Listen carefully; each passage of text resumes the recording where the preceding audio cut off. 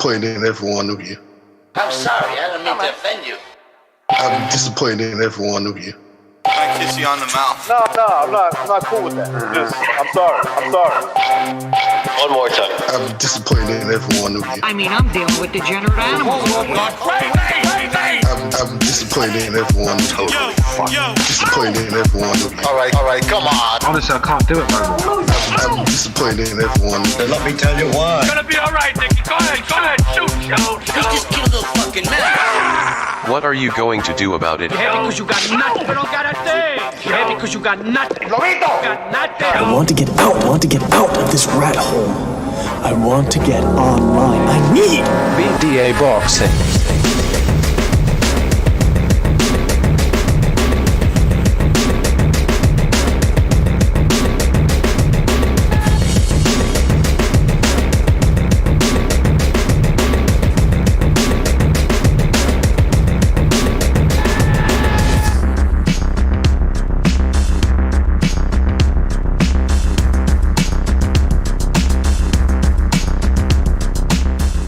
All right. Hey, welcome everybody to another BD Boxing transmission / podcast. This is your host, Mr. BDA. And I'm glad everybody could be on board for this one. Fellas, we just had Tyson Fury, spoilers for anybody that didn't watch the fight. Tyson Fury just fucking knocked Dillian Whyte out. And I gotta tell you, man, it wasn't even close. Poor Dillian Whyte couldn't get close to him. We're gonna talk about all of that. We're gonna open up the phone lines in about the next 30-45 minutes. Man, before we get down to the fun, let's get the business out of the way, fellas. You know the drill. Check us out on Spreaker, iTunes, Spotify. Don't forget to hit the like button, spread the BDA gospel, donate if you can, join the BDA membership program. That's even better than the super chats because at least you get something back. And that's about it, fellas. Shout out to everybody in the chat room. I'm talking about Rex, Steven Schneider. Shout out to Steven Schneider, HJ, Kermit, Jagger, Black Lomachenko, Gold Sky Beats, Soothsayer, The Real White T, The Logical Man, Adrian, Alex, Poe, and many more people to come, I'm sure, fellas. Thank you for joining us. All right, let me just invite a couple of people here, and then we'll start cooking with a little oil, a little hot oil. And yeah, man, hey, by the way, if Whyte was going to get taken out with something, it was going to be the uppercut, right? This guy just can't get out of the way of uppercuts. Joshua stopped him with an uppercut. Rivas hurt him with an uppercut. Povetkin took him out with an uppercut. And I believe someone else hurt him with an uppercut as well. I forget who it was, but I gotta tell you, man, this I don't know. They just can't fucking work with the uppercuts. I tell you what, I didn't really like the clinching from Tyson Fury when he got very close to him, when Whyte got close to him. But Whyte just looked slow, man. That's the thing about Tyson Fury. If you're gonna box a guy that tall and that awkward, you better have quick feet, man. And just Whyte didn't have that, man. We got Gonzalo dropping by. Gonzalo, you there? Yeah, how's it going, Mr. BDA? Good, Gonzalo, good. What round did the fight finish at? Can't recall. It must have been around like the 5th round. I think it was the 7th. 6th or 7, right? Okay, 7th round. All right. Well, what'd you think of the fight, man? Man, nothing what I thought. It wasn't a good fight. It was a good punch that Tyson Fury landed. What I thought that Dillian Whyte was going to do, that's what Tyson did. He landed that lead hand. And he caught him. And I think it was more like the shock because he pushed him and he fell on the canvas. He's so heavy. He felt like a sack of potatoes. He couldn't get his balance back. And I had seen that before from Whyte. It wasn't a good fight, but hey, man, Dillian Whyte didn't look good at all. Too much feinting and not enough punching. And if you're going to be feinting so much, your opponent, he's gonna determine that you're not really interested in punching, so he's just gonna start throwing his hands. And then Fury landed that nice shot. And at the same time, Dillian Whyte, if you don't punch as much, how are you gonna get into your rhythm and start getting your timing down? No, you just keep throwing these wild punches that are not accurate. And since you're not throwing enough, you're not holding in those punches. You're not getting the rhythm down. Yeah, he looked really bad, man. Who looked bad, Whyte or Fury? Yeah, Whyte did, and Tyson Fury didn't look great either, but he's more experienced, I guess. Well, it's Fury's very awkward, man. Tall and awkward. He made Whyte look bad, and this sort of reminded me a little bit of Errol Spence versus Ugas, not in stylistically, but in the sense that a guy went in there with a good resume, had been waiting for a long time to get his shot, and then the other guy just proves that there's two guys in the division, and everyone else is a step behind. Bucho, what did you think of the performance? Was disappointed with Dillian Whyte. What Gonzalo said, I mean, he's fainting, but you gotta follow it up with some punches. And I mean, he should have doubled up on that jab. He should have tried something and throw punches from different angles. He was just he wasn't letting his hands go. Basically, it, man. And at one point, he landed a short left hook. I believe it was a good punch, but that was all he landed. That actually was of significance. Now I'm listening to the post fight, and Fury apparently is retiring, and he's acting like he accomplished everything that could be accomplished. Let me just remind people that this guy is a WBC champion. He's not the undisputed heavyweight champion. Usyk has 3 belts. I don't know what this guy is thinking. How can he retire without fighting or without unifying all the belts? I mean, how can he? I don't understand.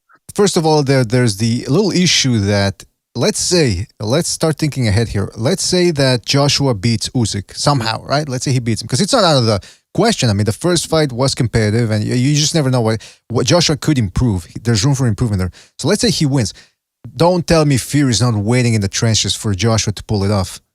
He's gonna look for that mega British big buck fight, and there's no way this is all bullshit from Tyson Fury. This is all bullshit. He's not going to stay retired. But that being said, would we really care if he retires? Because I got to tell you, man, his fights, okay, the knockout, it ended in a knockout, but it's like Deontay Wilder. He used to be boring, and then he ended with a knockout, but the build-up to the knockout was fucking boring. And it's the same thing here. I'm just not... Fury, you got to give it up to him. He's very good. He knows how to use his size advantage, but he's boring, man. The fight sucked.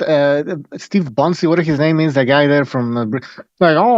what a great! It couldn't have been a more perfect night or something. What perfect night? What perfect night? Fury. The knockout. I mean, that's a good uppercut. But as you said, the fight was sloppy. He just didn't do that much. Fury was holding. It was a terrible fight. It's a good win because Dillian Whyte, he's a top 5 heavyweight. Good win, but come on, it wasn't a great, spectacular night. I don't know what this guy's fucking talking about. And again, I want to go back to the future because I hate fucking Tyson Fury for doing this shit. We all want to see him fight Alexander Usyk, and this guy's talking about retirement. I mean, that's like a big fuck you to all the fans. It is. I mean, but I don't. Like I said, I think don't take it too seriously because he's not retiring. He's. I don't know about that. How do you know? How do you fucking know? I think he will fucking retire. This guy's fucking crazy, man. Bucho, there's too much money on the table, man. There's too much money on the table, and he's still too young. Too much time left for him to. I don't think he retires. Yeah, but he's mentally not there, man. I think we have to. Let's say what he has to say. What? I think he dropped off. Okay. Why the fight wasn't good? This is why, because it was sloppy, but they also didn't engage. Like, they didn't let their hands go, so they weren't aggressive and they weren't technically sound. So usually you're gonna be aggressive. Or if it's not, you'll be like technically sound. Or one guy will be aggressive while the other's technically doing something. But these guys were neither aggressive nor were they technically sound. All across the board, it was just that one isolated punch that made the night what it was. But other than that, it was nothing. Well, listen, I mean, at the end of the day, Fury proved that he was the guy that Whyte, he was waiting and waiting and waiting. Everyone was talking about what if he fights this guy? What if he fights Wilder and Joshua? And he fought Fury and he did nothing in there. Or actually, Fury didn't allow him to do anything. Here's my question. From a southpaw stand. Well, listen, here's my question. What was that all about? What, like this Whyte versus Joshua, the Joshua that fought Usyk, how do you think that would have gone? But the reason why I asked that, guys, is because there was a lot of people there for years that were asking, well, Whyte, if he got his hands on Joshua again, this time he's a better fighter, he will probably pull the win off, blah, blah, blah. And now he shows up against Fury and he's not able to do jack squat. I think at this point that the big fight obviously is Usyk versus Fury. And it's a shame because neither guy is that big a puncher. Oh, but by the way, Fury can't punch, by the way. Can we just put to rest now the whole... Because remember the Wilder fans were saying, well, Fury can't punch, and all of a sudden... Right? But that's another thing. Yeah, he can't punch. Obviously, he's a big guy. Obviously, the change in style that that Fury has acquired by being now trained by Sugar Hill has helped him, right? But I don't know. I don't know if you saw a post-fight comment interview there. Tyson Fury is thanking Sugar Hill for turning him into a knockout artist. I'm like, man, you're not a fucking knockout. I mean, he hits on his punches sometimes now, but he's not a knockout artist. I still remember that fight against Wallin. I mean, he didn't knock that fucking guy out. You know what I mean? Wilder, it took him a while before he didn't knock out Wilder. He busted him up, basically. He wore him down. He's not a knockout artist. But yeah, of course, man, we all knew he had power. It's just these LWC motherfuckers that don't understand boxing. They think a guy that weighs 270 pounds shouldn't be able to drop a guy that weighs, 230 like Wilder? Come on. Yeah, absolutely, man. Yeah, and by the way, I think Fury's weight, I mean, Whyte's weight also cost. I mean, look, whether he would have shown up at 230 or 250 wouldn't have mattered. I don't think he would have been able to get to Fury. Here's the thing, though. Gonzalo, wouldn't you agree that Whyte fights too much with his legs too straight? You know, when you're pressuring a guy like a Julio Cesar Chavez or Gennady Golovkin, you got to bend your legs a little bit, don't you? To come in low and stalk a guy. He's stiff, man. He is really stiff. Yeah, he's fucking, I mean, his legs weren't there. Shout out to Black Cat for his contribution with the super chat. He says, Fury lined up a top 10 heavyweight and won easily. What are you guys complaining about? Well, we're complaining about that the fight wasn't all that entertaining. I mean, he pulled off the win. We're blaming Dillian Whyte as well here. Yeah, we're criticizing Dillian Whyte as well. See, I don't understand. People get a little bit too miffed when we criticize. I mean, isn't there room for criticism at this point? I mean, that fight was sloppy. Go ahead, man. Yeah, it's because from the beginning, man, the guy stepped out fighting as a southpaw, where he probably should have used that lean left as like the punch that's going to surprise your opponent. Now, I mean, he came out telegraphing that left and throwing punches that, I mean, obviously Fury's the better boxer, so you're trying to box with the boxer. You were trying to switch it up to confuse the guy and still getting, you were going to get outboxed anyways, most likely. So why didn't you just come out aggressive? I'm speaking about Whyte. Why didn't you do that? Exactly. I mean, he needed to come out guns blazing, and he didn't do it. And I mean, he couldn't do it. He's not that fast. And Fury was just keeping him turning. No. But still, you got to give Fury credit. I mean, I don't see many other heavyweights being able to pull that off. I mean, look, one of the fights we wanted to see for a long time for Wilder was a Dillian Whyte fight. See how he handled a top 5 guy. How do you think Whyte would have done against Deontay Wilder? Like, do you think Wilder could have done to him what he did to Bermain Stiverne? No. No, I think Wilder would have gotten caught at some point by Dillian Whyte. Even with those haymakers, because Wilder can see shit coming, man.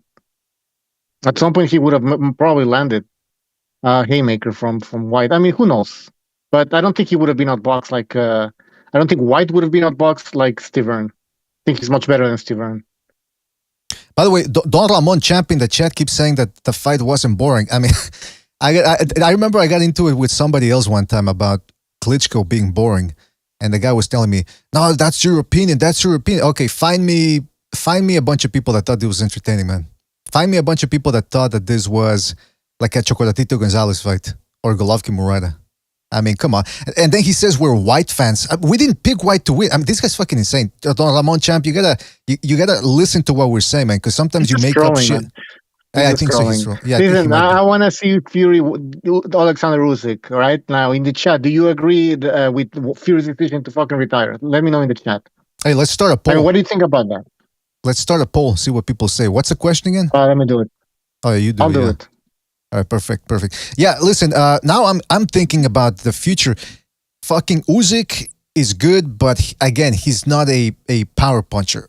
Fury, as we just saw, he can crack, but he's not known as a power puncher. Like Bucho said, he couldn't take out Wallin, drop him, and he doesn't really score. In other words, what we're trying to say, he's not a one-punch knockout guy. But that's the other thing. Like, he did it against Whyte right now, but what is it about Whyte and not being able to get out of the way of uppercuts? Gonzalo, you got any insight on this? It's just a punch that you don't see coming, man. And I don't think that Fury threw too many, and the one that he did throw was from the lead hand. So it's just like, it's a punch that's like right there. You just have to like pretty much pop up your arm, and it's coming from the down to up position. And so you don't see that punch coming. It really surprised them. And when Fury was throwing punches, man, when he was throwing punches, he looked sloppy because he was kind of scared. He was kind of like a little timid of Whyte's power. But when he did throw that uppercut, he got a little bit more comfortable. Then he went into his superior fighting ability when he threw that punch. That punch was the way you're supposed to throw a punch. He didn't do that from the beginning because he was a little nervous. Hey, man, if I trade with this guy, you know, he's going to catch me. So he was kind of like tentative. But when he did throw that one in the seventh, he caught him. Hey, Butcher, there's no question in the there's no question in the poll, man. Yeah, what the fuck? Yeah, let me fuck it. Okay, hold on. No, wait. Yeah, but Gonzalo, you're right, man. I mean, it's the uppercut is a difficult punch to get away from, but it's quite interesting that Whyte almost every time he gets hurt is with an uppercut. Maybe he never moves the head too much, always in the same line, but it is what it is, man. Yeah, and so the question in the poll is, do you guys? Well, Butcher, what's the? Did you say the question is? Do you think he's gonna retire or is he a pussy for retiring? Well, he's a pussy for retiring. But let me fix the end the poll and create a new one. Maybe you should just ask, do you think he will really... Well, I don't know, whatever. Fuck it. Well, if the question was, do you think he's going to retire? 66% of people said yes, 33% said no. And that's 56 people voted. So the general feeling seems to be that no, he will not retire. Now, here's the thing though. When we talk about potential fights, I know he's friends or sparring partners rather with Joey Joyce. How do you think a fight between Fury and Joyce would go? That's crazy. Joyce is very good. I think he's underrated. That jab is powerful. It's like a ramrod and it's continuous. You know, he might, some of his punches might get blocked. He might miss some, but he's just going to keep throwing. And whether he hits you on the arms, if you're covering up the shoulders, in whatever area of the body, you know, he's going to start busting you up. So, yeah, he's got that going for him, and he's got a steely chin. He's a big guy, like the abominable snowman. I keep saying that, but it's true. He does look a little bit like some sort of a monster from the mountains. Yeah, that would be interesting because Joyce... But here's the other thing. People make it out to be as if Joyce's chin is like he's unstoppable, like he's some sort of juggernaut. And yeah, he's got a good chin, but he's still wide open for shots, and the punch you don't see coming is the one that hurts you, as we just saw earlier. I think Fury stands a good chance of dropping this guy too. Just because Joyce seems to rely way too much on his chin, and he believes that he can't be knocked out. And I think Fury would run him into something. It's almost like BDA, like he's expecting to get hit. So even if you don't see it coming, he's almost like aware that he's going to get punched. So that's why he can take it a little better, I think. Exactly. Yeah, I think that. But that's why he takes punches well. But like I said, Gonzalo, I think he's gonna underestimate Fury's power, and he's gonna run into something, and he's gonna have that oh shit face where he goes, "Oh my god, what just happened? This guy's hurting me." I think that. Yeah, and I do like BD, and I do like this is what I like most about. If I can take something away from this Fury performance, and I've seen it before, he's cunning in the sense that once he knows that he's comfortable in there, or he starts getting comfortable, he starts getting more brave, and then you can see it by the gestures in his face that he's willing to pick a fight with you, whether it's by talking or daring to do more than you're doing. Then eventually, that he got confident, he believed it, and then that punch came out of how a true heavyweight champion is supposed to fight. But he wasn't doing that until that point. Exactly. Excellent point, Gonzalo. Excellent point. All right, if you look at the heavyweight landscape out there, Whyte's done. I mean, what else are we gonna see from him? A fight against Joshua? I mean, I'm not saying he's done as in he should retire, but man, he's been through the ringer. He's got some mileage on him. You gotta wonder how he's gonna reset from this loss. Now, so I don't expect him to obviously no rematch for him against Fury. So let's take a look at the. Hold on a second. Let's take a look at the rankings here and try to see who would give Fury a good fight. About Whyte? Was that? Okay, I thought you were going to look at Whyte's next fight. No. Like Filip Hrgovic and Joe Joyce, those are two guys that nobody seems to want to fight. Luis Ortiz, I mean, he's still around apparently. Andy Luis is supposed to be fighting some sort of UFC kickboxer apparently. Joseph Parker, he's going to be fighting. He's rumored to fight Joe Joyce, but it's a rumor. Forget about Whyte. Wilder, I mean, I think his chin's cracked and his confidence as well, his psyche. So then you got Joshua and Usyk who are going to be fighting. So yeah, it's slim pickings right now, man, in the heavyweight division. I mean, he needs to fight the winner of AJ against Usyk. That's a no-brainer. Then after that, maybe he can retire if he wants. He can just retire now. That's ridiculous. And then the thing is, well, he can obviously he can do whatever the fuck he wants, right? Who the fuck are we to tell him what? But the thing is, if he retires, it's gonna be fucking annoying if he keeps saying that he's one of the best heavyweights of all time, because he hasn't earned that yet. I mean, the Klitschko win was a big win. That was 1,000 years ago. Then the 3 fights with Wilder. I mean, really, do you need that to become a Hall of Famer? 3 fights with Deontay Wilder for that WBC fucking strap piece of shit? Well, look. It's a good resume now with Whyte, because before it was just Klitschko and Wilder. Now it's Klitschko, Wilder, and Whyte. Chisora, Klitschko, Wilder, Whyte. Yeah, but what I'm saying is he's shaping it up now. Now it's looking like something. But he needs to fight. Yeah, and now he's going to retire. No. But he's not retiring. You know that, man.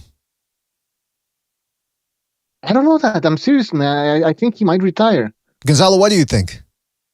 He needs boxing, because if not, he'll go back to the drinking, and he kind of tends to get like fat, and he's a giant man, so those guys don't tend to live that long, especially if they don't take care of themselves. So his wife would probably push him to do boxing instead of doing other things.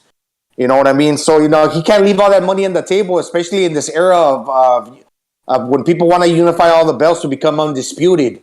And why are you going to do that? He's got a big family, like 6 kids, brothers, a dad, a coach that just incorporated into his team that he hasn't been around too long. So there's money to be made for everybody. You don't leave that much money on the table unless you're really, really stupid. That's a good point. Gonzalo. He might like Bucho seems to be. Bucho's skeptical about Fury remaining in boxing, and I can't blame him, because you just don't know what this guy's gonna do. Shout out to even if you don't fucking retire. Go ahead. But really, shout out to Kenshiro for his contribution with the super chat. He says Joyce BS Parker in July. When is Usyk fighting next? What does he mean, Joyce bullshit Parker? I think he's saying that the announcement. Okay. Joyce beats Parker in July. When is Usyk fighting next? Well, Usyk and Joshua apparently going to be fighting near the end of June, they said, right? Tentatively. So we'll see what happens there. So shout out to Kenshiro for his contribution, man. What were you going to say? Even if Fury is not planning on retiring for real, why would he say he wants to retire? I mean, to gain something from negotiations, future negotiations for a fight. He's pulling a Sugar Ray Leonard type of shit. You know what I mean? Well, what's the deal? Why is he saying that he wants to retire? I mean, are you seriously telling me that this guy believes that he has accomplished everything that you can accomplish right now, when you have another guy with 3 fucking belts? Fury is a guy that doesn't make it easy for anybody. You saw what happened before the Klitschko fight. He was complaining about the gloves, the size of the ring, this and that. Then he throws a monkey in the wrench and ditches the rematch. With a whole Wilder thing and Whyte thing too, it was a whole big mess about, am I gonna fight, am I not gonna fight, this and that. So he doesn't make it easy, man. That's what he does. And I think, Bucho, that's why I'm saying, that's why I disbelieve the fact that he's retiring. I think this is just another tactic to pressure guys, make him think that he's leaving, so then when he comes back to the negotiation table, he believes in his mind that he's got the upper hand, because he could just retire. He doesn't give a fuck. You know what I mean? Yeah, he's probably going to be like, well, if you want to change my mind, offer me fucking $100 million, something like that. Exactly. There you go. Yeah, I think that's what it would be. Hey, you don't know with this guy. That's the thing. You don't fucking know what's going on in his head. He's just fucking crazy. I think it's all tactics, Bucho. But hey, I got to ask you guys, Fury Joshua, that's the fight that could have happened last year had it not been for that fucking arbitrator. How do you guys think that would have gone down? Like this Fury that we just saw, he 260 something pounds. He looked sharp for that weight. How do you think he would have done against Joshua? You think he could have outboxed Joshua? You think he could have worn him down, stopped him? Or you think Joshua could have? Rounds. I think Joshua would have done pretty good. He has a better jab than Dillian Whyte. He throws more straight punches. I think that's what you need to do against Fury. You can't be throwing those fucking haymakers like fucking Dillian Whyte. You're never gonna land that shit. Mm-hmm. You're absolutely right, man. That's the key right there. That's right, Bucho. You throw straighter punches. He's got better punches, man, and he throws them way better than what Whyte. He just got really white and wild. He got white and wild? Is that what you said? He threw real wide because he was sprayed up and he was throwing wide shots, man, like really wide left hooks. Fury could see those all day, man. He never got close, really. Only the shots to the body. Hey, by the way, yeah, you're right about that, Gonzalo. By the way, so the poll here shows us that. Fuck, hold on a second. How do I put the results here? Poll, YouTube poll. Anyway, the poll indicates, is Tyson Fury a pussy for retiring? 47% say yes, 53% say no. So 53% of people out there believe that if Fury retires right now, he's good. Like we need to open the phone lines. Maybe I should rephrase the question. That's what I'm thinking. Because I mean, is he a pussy? Like that's very. First of all, it's very. I know what you're trying to do. You're trying to pussy because he's a boxer. He's okay. The question should be what? Like, is Tyson Fury? Is his legacy set if he retires? All right.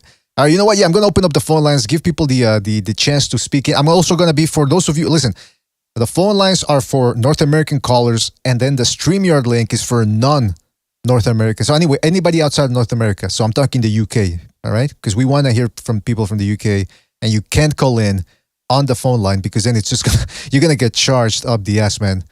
Blog Talk doesn't offer long distance. So we're going to be opening up the phone lines, the StreamYard, and you tell us, what do you guys think about Fury's performance? How do you think a fight against Usyk would go down, or even against Joshua? Because you never know, Joshua might pull off the win against Usyk if the rematch happens. So keep all that in mind. And please, when you call in, make sure you're not on Bluetooth. Make sure you speak loudly. You're not in a place where there's a lot of noise in the background. And try to make your points concisely, all right? Because if we get a lot of callers, we're going to have to move to them quickly. We can't be going back and forth like as if you're on the panel, all right? Nothing personal, but it's just we want to give everybody a chance to talk, all right? But Gonzalo, did you guys watch the undercard? I didn't see any of the undercard fights. It was a boring fight. Yeah, it wasn't real good. Yeah. Hey, did you see the Jonas Sultan fight? Hold on a second. The Jonas Sultan fight on what was it, Thursday or Friday? And Irish Andrew Ward said something funny in the chat. He goes, or in the Discord, he goes, at some point the commentators were like, "This is captivating stuff." And while they're saying that, you can hear the crowd booing. So it's like, what the fuck are these commentators, man? They're paid to just hype fights up, man. It's amazing. Hey, man, that's what happens to you when you put on that much muscle. I think he's training with Memo Heredia, and he just looked like a little like a little bodybuilder. So I mean, we'll see what happens with Canelo. I know he's more technically like better than Sultan, but we'll see how at 75, now that he's lifting little weights, he's going to cut down. Not like before when he just walked in at 175 and he just didn't. Oh, now he's building muscle to shred a little bit of that. So he's going to be much more muscle bound, a little tighter, and it's going to take away from his ability to throw straight punches against Bivol, the guy that shoots on the fly, man. So let me just get this straight from the get-go. You're saying Bivol's going to win? No, not necessarily because of the body work. We saw what happened when he fought, I forget the guy's name from England, the Spider. He was taking some shots to the midsection. This is Bivol. Uh-huh. So we'll see. That's a big thing that Canelo brings to the table, the body work. So like you say, he's probably going to go in there and try to sledgehammer the guy. He's not going to try to box him. Tit for tat, he'll probably lose that battle. So that's what I'm saying. Like why do these fighters come out thinking and this goes for Valdez too when he fights Shakur. If you fight that battle with the boxer, you're gonna lose. So your game plan should be from the gate, come trying to do something that the other fighter don't like pressure the guy. Don't think that you're gonna win the round. So the strategy needs to be different for these guys that are trying to use the size and the muscle. The guys that got the punching power. Don't box with the boxer. That's a great point, Gonzalo. That's a great point. But again, like people are saying, oh, Whyte didn't do this and do that. Like, let's give Tyson Fury credit. He didn't allow him to do it. So you got to keep that in mind as well. All right, fellas, phone lines are open.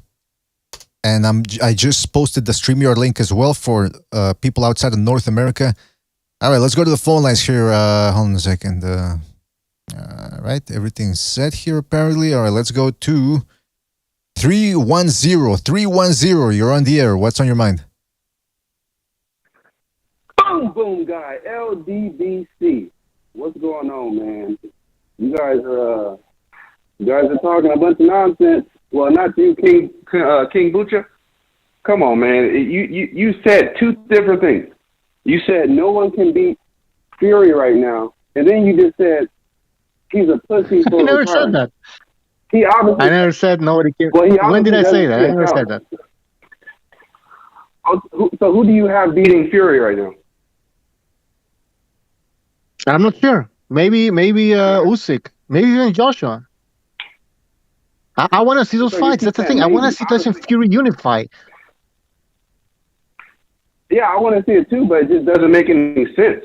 Usyk came in at a career high against Joshua, 221 pounds.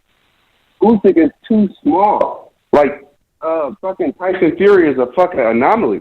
He's a big heavyweight that can move. Whyte tonight, I was streaming it for the first 4 rounds, and then my stream got disconnected, and I was listening to the play-by-play. The radio. But Fury won the first. What, you hear me? Yeah, go ahead, man. Hello? Yeah, go ahead, man. Fury won the first. Well, from what I watched, Fury won the first 4 rounds, and he won every round.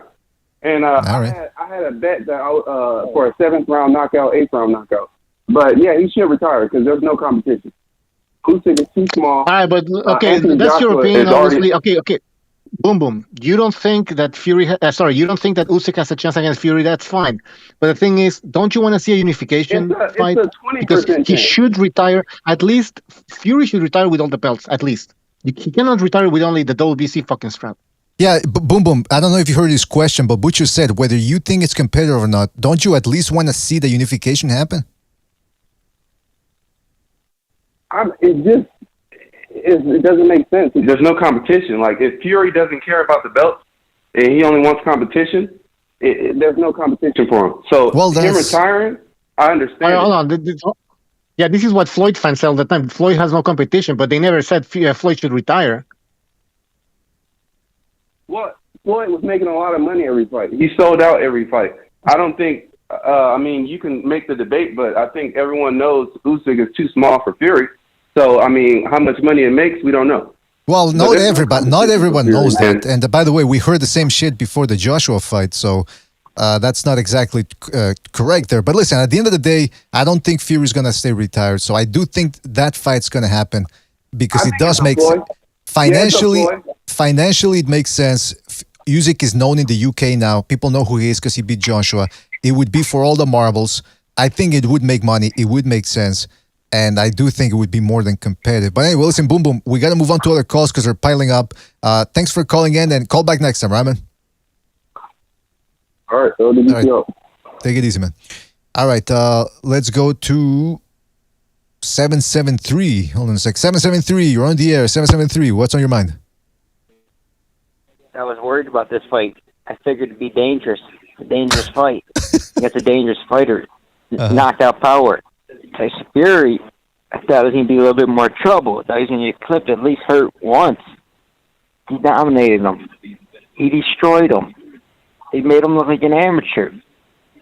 Holy cow. This is the best fighter in the world, pound for pound, number 1. We're talking about pound for pound. That's the real best fighter in the world. Okay, BDA. Okay, Bucho. You have to deal with that one. You're just going to have to live with that one. Yeah, we will, man. But hey, what do you think about the people that are saying that the Usyk fight makes no sense and that he should just retire?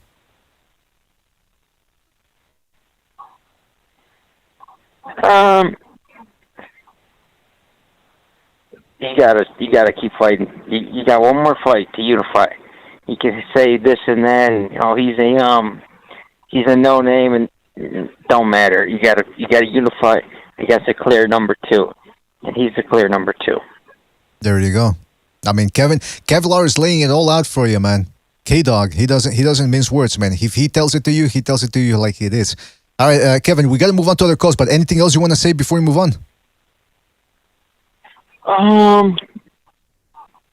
What am I going to say? Oh, yeah, one final thing. Oh, the mouth fart. There you go. That's Kevin from Chi-Town there, laying it to you straight. All right, he's gone. All right, let me go to the stream. Yeah, don't forget, fellas, call in. Let us know what you thought about the fight. And if you want to join us from outside of North America, if you want to call in outside of North America, you can certainly do so with this StreamYard link. All right, let's go to the international line here. We got Kenshiro. Kenshiro, you there? Yeah, I am, my friend. How you guys doing? Doing fantastic. Hope you're doing well as well. Yeah, I'm doing well, man. There's a good. Well, I'll say it's a good boxing match. I mean, I think personally, Fury just shut Whyte down. I mean, obviously, Fury. He was a bit slow to start, but I personally think his tactics just shut Whyte down, and he dispatched Whyte, accordingly throughout the whole fight.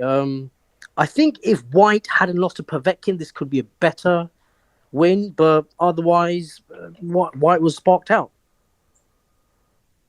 Absolutely, man. He got shot down, man. Shot down hard. Who do you want to see him fight next? And what do you think about these people that are... Because again, just to remind you, the poll here right now, we're asking the question, is Tyson Fury's legacy set if he retires? 35% of people saying yes. 65% of people saying no. Big old no. What do you think, Kenshiro? What do you want to see fight next? Well, I tick the no. I mean, if he retires now, I think it's a waste of space. I mean, unless he's trying to do a Floyd Mayweather or Sugar Ray Leonard and try to come back type thing and, get more money, I think it's a waste of space. It depends. But when is Usyk and AJ fighting? Is there a date set for that? A rough date at least? Because he has to wait for that now, isn't it, potentially? They're saying end of June, maybe. End of June, though, at the latest. Well, that's a bit different then. I mean, obviously, depending on who comes from that, then I think you should go for the fight for that, whoever the winner is. I'll go for the belts. Listen, I'm not being funny. He sold out 94,000 tickets in Wembley. I think that's the highest ever, so he can sell tickets. He just needs a decent dance partner for the PPV side of it. But I think either way, he'd beat AJ. To me, AJ is a Frank Bruno 2.0. And Usyk, I just think Usyk, unfortunately, I think he's just too small to deal with Fury. Usyk, I think, could deal with AJ or Whyte or Chisora. Fury just, obviously, he's bigger and he moves a hell of a lot quicker than any heavyweight.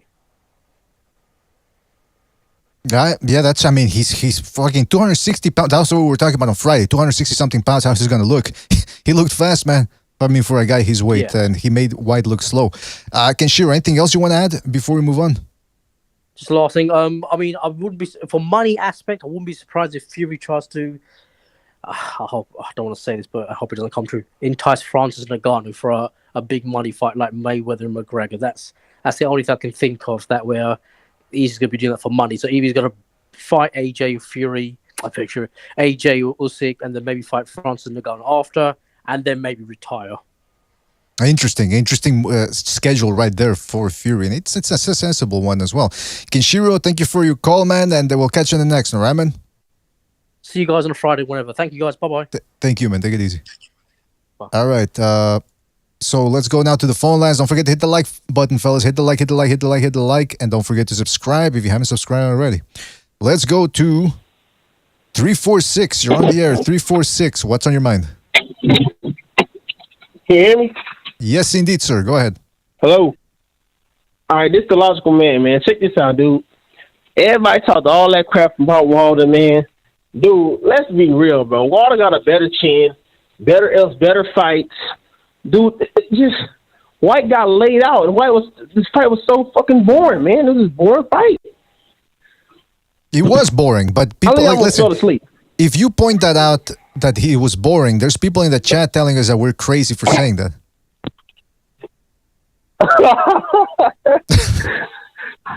if that's excitement, man, they must have loved the old Mayweather, stuff, man. The new Mayweather stuff, put like that. It was boring, man. I was going to sleep. Thank God I didn't pay for it. I was going to buy, but ESPN makes stuff so difficult, and you got to have the TV network just to buy it. Oh, man. Absolutely, man. And I mean, it was at least he dropped him though. At least he knocked him out, man, and it was clean. But the build up to it was boring. What do you think about the people that are saying that agree with Fury retiring? Because we just started a poll a couple of minutes ago, and there's 34% of people said, yeah, Fury's legacy is secured? Those guys are retarded, man. Because he can get rid of them belts and secure it all, man. Because there's no point. Show that he was the best of his generation. No matter what you haters say, yes, he took out Walter. I really think if Walter fought Dillian Whyte, though, I really don't think it was Walter was scared of Whyte. I think they know how Walter he is kind of a little bit mentally off. He does think that he's a king and all this craziness. And so while Dillian Whyte was disrespecting him, he felt like, well, I'm not giving you opportunity to make some money. I'm not giving you opportunity to have this chance. It wasn't because he was scared, but I'm telling you, you guys say what you want. Well, Walter can't see anything coming. Bro, I've watched these Ortiz fights. He can see a little bit of stuff, but come on, man. Dillian Whyte is too straightforward. He would have got knocked out clean, I'm telling you. I'm calling it now. The logical man calling it now. The hardest fight Fury's going to have in his history, if he fights Usyk and wins, is going to be Deontay Wilder. That'd be the only fight we had real problems that got dropped there. I'm telling you. You got to let Wilder go, man. You got to let him go. Yeah, I mean, listen, he is gone, man. He should be going and say retired. It's over. I don't know if you guys know that the Parker and the Joyce fight should be coming this summer. Parker's a bum. Joyce going to finish him. I don't feel like he's getting this fool Parker chances. I know he's young, but he's just a waste of time, waste of space. You know, he'd be a good gatekeeper maybe, but even that is unnecessary. All right. Well, listen, interesting points from you, logical man. Wilder, yeah, go ahead. Well, go ahead, Butcher. Fury, Wilder got destroyed the same as Dillian Whyte. I don't see anything better. Like, what did Wilder do? No. Well, you talking about the second fight? But the second fight, he was up longer. At least he had a more solid chin. And then the third fight, they both got dropped. So I don't know what you mean by it was just destroyed. Dude, Dillian Whyte didn't do anything, bro. There was nothing there. He didn't even take, at least get his ass clubbed. Have a fight. He just got straight knocked out. We're not going to go back to this. The first fight, Fury was coming out of a coke bench, all right? The first fight, Fury was coming out of a coke bench. That's why Wilder took that fight, and he went to a draw. And actually, Fury should have won that fight. And then the second and third fights, they were a complete mismatch. And plus, you can't give. Did you just see two people get dropped? Who did Dillian Whyte drop? Just tell me, did Dillian drop Fury? No. Did he even get a chance to even get hit with a few good licks before he went down? No. If you guys go watch, even the second fight when Walter got freaking destroyed, he was taking good hits before he just fell down, man. He was taking good stuff. No matter how you take from Walter, he had a good chin. Yeah, I agree. Solid. He has a good chin. He has a good chin. But you can't give Wilder credit for what he didn't do, what he could have done. Because he did it with Anthony Ruiz, too, when he beat, what's that guy's name? Joshua. Wilder could have knocked out Joshua, but that was Anthony Ruiz's did it. Fury's the one that knocked out Whyte. Wilder didn't. You can't do that. I'll give you that. They don't count. Well, listen, at the end of the day, it was a knockout win, and hopefully there's a lot of money to be made with Usyk and Fury. So I hope that fight happens. Logical man, are you still making videos? By the way, you said what? Are you still making videos? Yeah, man. Of course, we're still making videos. I still want to go on that second Renaissance and have a conversation with you guys too. I love that, and I want to thank you guys for having me on. One day we can get on the coup d'etat and have a little debate on the Wilder stuff and all that. I would love to do that. And go check me out again, man. I know you guys be watching here and there. Make time for life. You know what I'm saying? Absolutely. Yeah, I want to talk about. I want to do an episode on that on Second Renaissance. So try to get on the Discord and we'll talk there. All right, man. All right, take it easy, man. Thanks for calling, man. Y'all have a good one. Yes, sir. All right. Take it easy. All right, don't forget to hit the like, fellas. Hit the like. Let's go to 612. 612, you're on the air. 612, what's on your mind? 612, you're on the air. All right, he hung up. Let's go to 678. 678, you're on the air. 678, what's on your mind? Hey, what's up, y'all? So I just want to thank you for the quick response, man. Right after the fight, we have a show, so that's fucking awesome. And I'm getting straight to it. Honestly, the fight was boring, man. Like I said, I was looking away, and then suddenly I heard the people going crazy about her knockout, and that's the only time that I had any kind of, emotion in the fight. What do you think about the people that are saying there's what's it at now? It's in the poll. I'm looking at the poll here, and it says, yeah, it's like 200 people have voted. It's crazy. 64% said that no, Fury's legacy Fury's legacy is incomplete, and he should not retire. What do you think about that, Soothsayer? it's definitely incomplete. And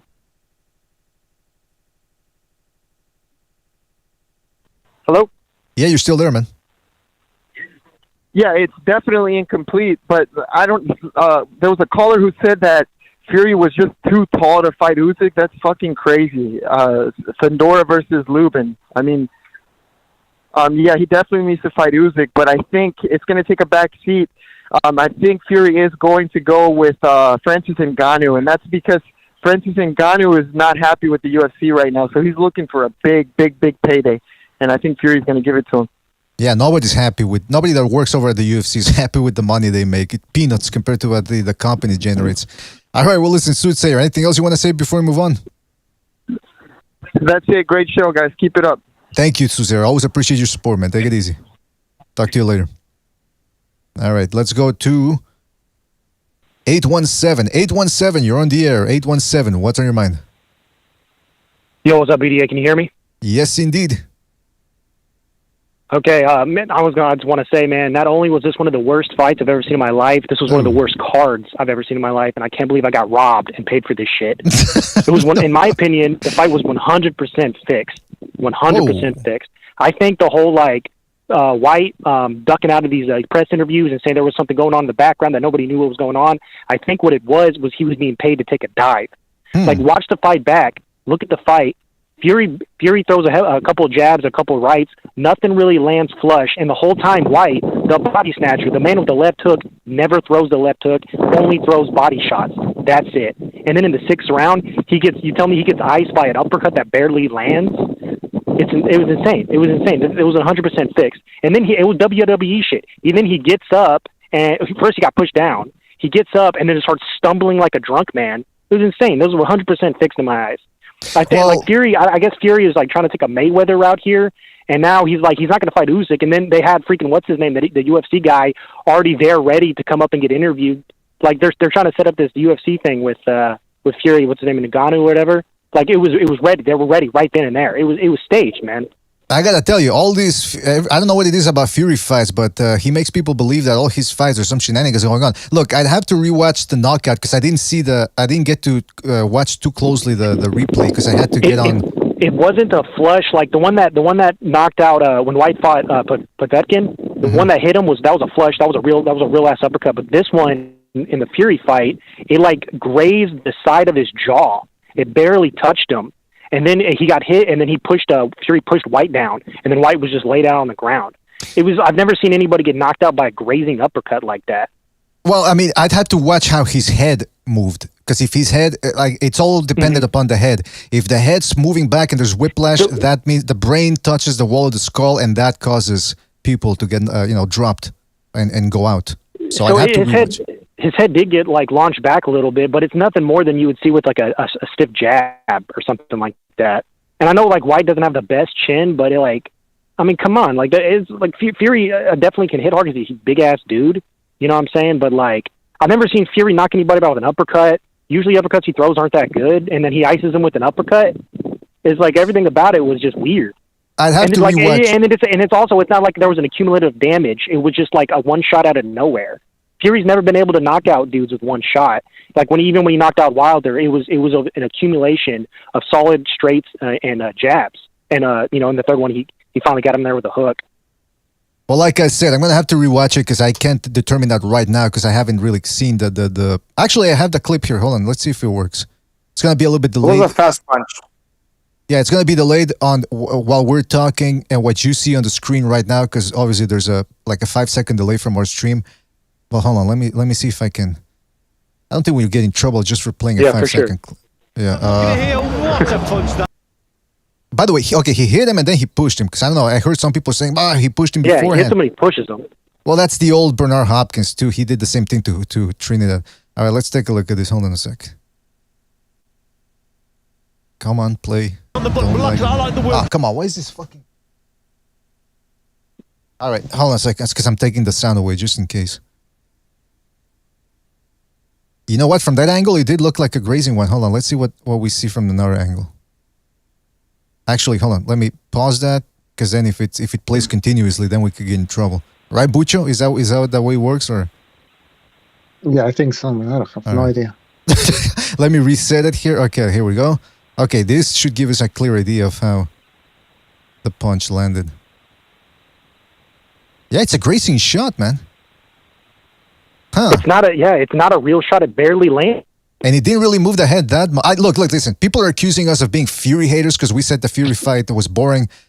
So I'm not a Fury. Yeah. This time I picked against him. I thought Whyte was really going to come to the ring. This is the first time. I like Fury. He brings a lot of energy in this otherwise dead weight division, right? But I'm not gonna sit here just because I like him. I'm not gonna like pretend that he's perfect, right? Mm-hmm. He's not. He's got problems too, and now he's acting weird, like he wants to retire. He's ducking Usyk. We don't know. It's insane. And now he wants to fight an MMA guy, and he's over here. He was literally saying in the ring, he's the greatest of all time. He's goated, and he's not. He's a chump. I mean, Lynn would have knocked him the fuck out. You know what I'm saying? Listen. Well, maybe not a chump. I still put it. I put Fury as number one still in the heavyweight division. We're not. Usyk number two. We're pretty skeptical when it comes to analyzing this type of clips. So we're gonna analyze them some more. This one does look. I mean, just from those two angles that I saw, it's fishy. It's fishy. It's fishy for sure. So let me see. We'll watch it again and see what we can dig up. But for the meantime, we gotta move on to another call, 817. But good call and call back next time, right, man? Yeah. Thank you guys. Keep it up the good work, man. You guys got the best show on YouTube. Thank you, man. Appreciate that. Catch you in the next one, man.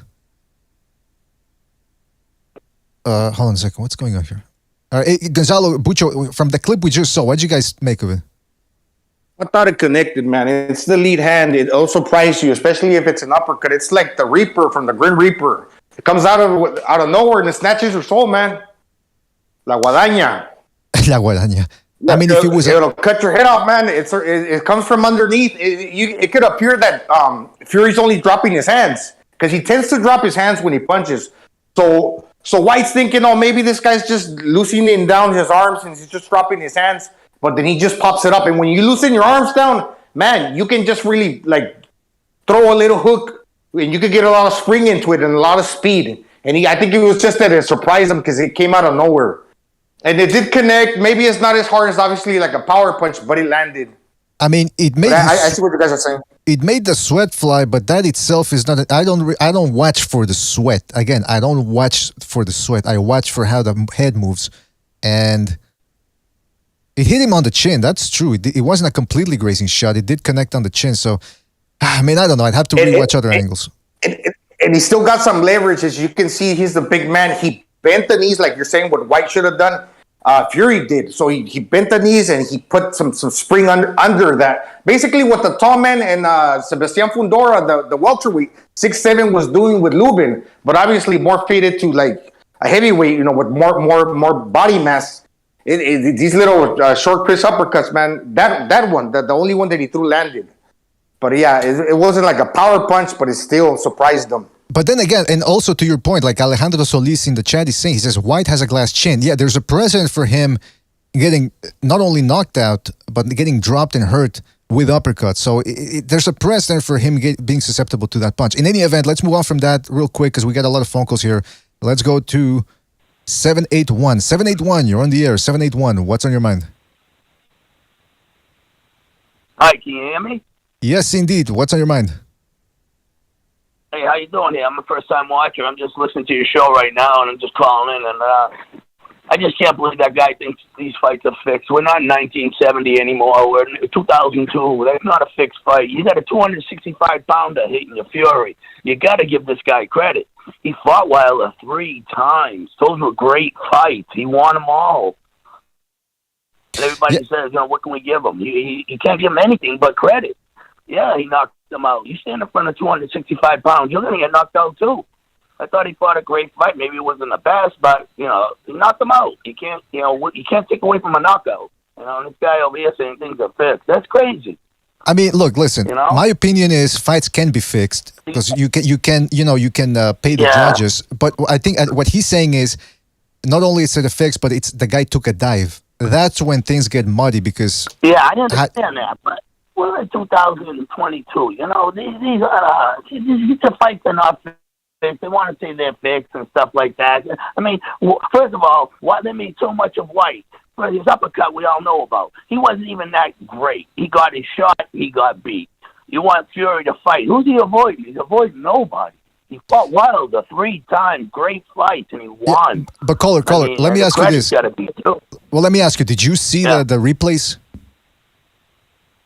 Yeah, I've been watching him now, too. Yeah, it wasn't. But you know what it was? He grazed him by the ear, too. And when you got that hit by the ear, if you're a boxer, that takes your equilibrium out, too.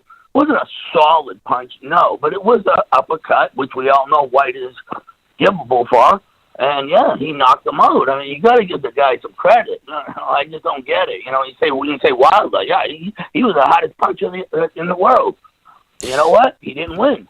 Well, listen, so when you take this guy, I understand your point, and I want to listen. I want to hear more points of views in regards to that, because I'm a little undecided here. I'm still skeptical on both sides. When somebody says skeptical, that means they haven't chosen one side yet. So that's where I'm at right now. Right. Anything else, One? Anything else you want to say before we move on? No, great show. I just think everyone thinks like he's avoiding people. I'm sure he's fighting anybody he can. When you fight Wilder 3 times, the greatest boxer probably around, he was one of them, the best heavyweights we had, hottest puncher, everything, and he lost. So a loss is a loss. You can't fight a guy 3 times. You want to fight him 4. So give the guy some credit. I think Fury, it'd be a great fight to see him fight again. But he didn't do. He won 265. He ain't the classiest fighter, but the guy's got power, apparently. That's what he can knock out Wilder. All right. Well, listen. Credit. That's all.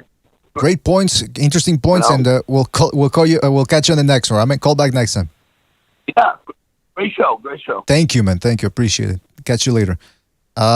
Let's go to. Don't forget to hit the like, fellas. Subscribe, and hit the like. Let's go to 612. All right, let's see if he doesn't hang up. 612, you're on the air. 612, what's on your mind? Yeah, hey, what's up, guys? What's up, man? How you guys doing? Doing fantastic. Yeah. No, I feel like, these people calling in saying that it was a dive, I feel like these people haven't boxed before, or they haven't boxed at a high level, because I've been hit with shots that, from the lightest, very, very light shots that you'd never expect to buzz you, but they do, because they either, cut up some sort of vascular, some sort of vessel, some sort of blood vessel. Then you have some sort of hemodynamic problem, or it's like, they cut off a nerve and your whole cerebral nervous system has to restart. I feel like these people haven't boxed before. And especially, he got knocked out, in the 8th round, 6th round, 7th round? What was it? 6th round, I think. 6th round. Yeah.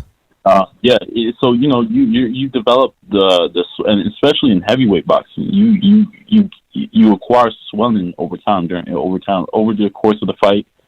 And that swelling just makes you more sensitive to shots like this. So, and Well, just I just wanted to say though, Yeah, just real quick, man. It's really just one. I've only heard one person say that he believes that Whyte took a dive, and that was the caller who called in earlier. I haven't seen any other people talking about that. But yes, please go ahead. Oh, okay. No, I'm just seeing that on Twitter too. It's ridiculous. I feel like these people haven't boxed before. This is not a street fight. I don't know what experience they have with fighting, but these guys. Anyways, I was gonna say though, I think he can retire. I mean, who is it left for him to fight? He's already gone through Wilder.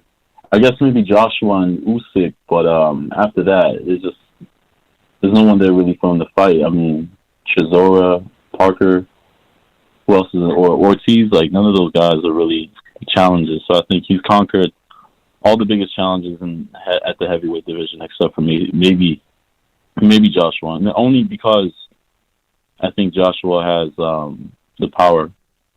I don't see Usyk being able to outbox him, but it'd be interesting because we haven't seen Fury really fight a style like Usyk, a masterclass boxer, kind of like himself. So just from that perspective, I would like to see a match like that. I want to see him challenge a guy who's a pure boxer such as himself to see how he does. Unfortunately, Usyk isn't really a heavyweight. He doesn't really have the reach and stuff like that. But he's like 6'4", right? He's not that small either. Yeah, he's about the same size. Like what you saw against Whyte, Fury against Whyte, that's the same height, around the same height that Usyk would come in at or look like in that fight. So Listen, 612, great points. I want to see those two, and he should retire. There's nothing else for him to do. But yeah, man, you guys take it easy.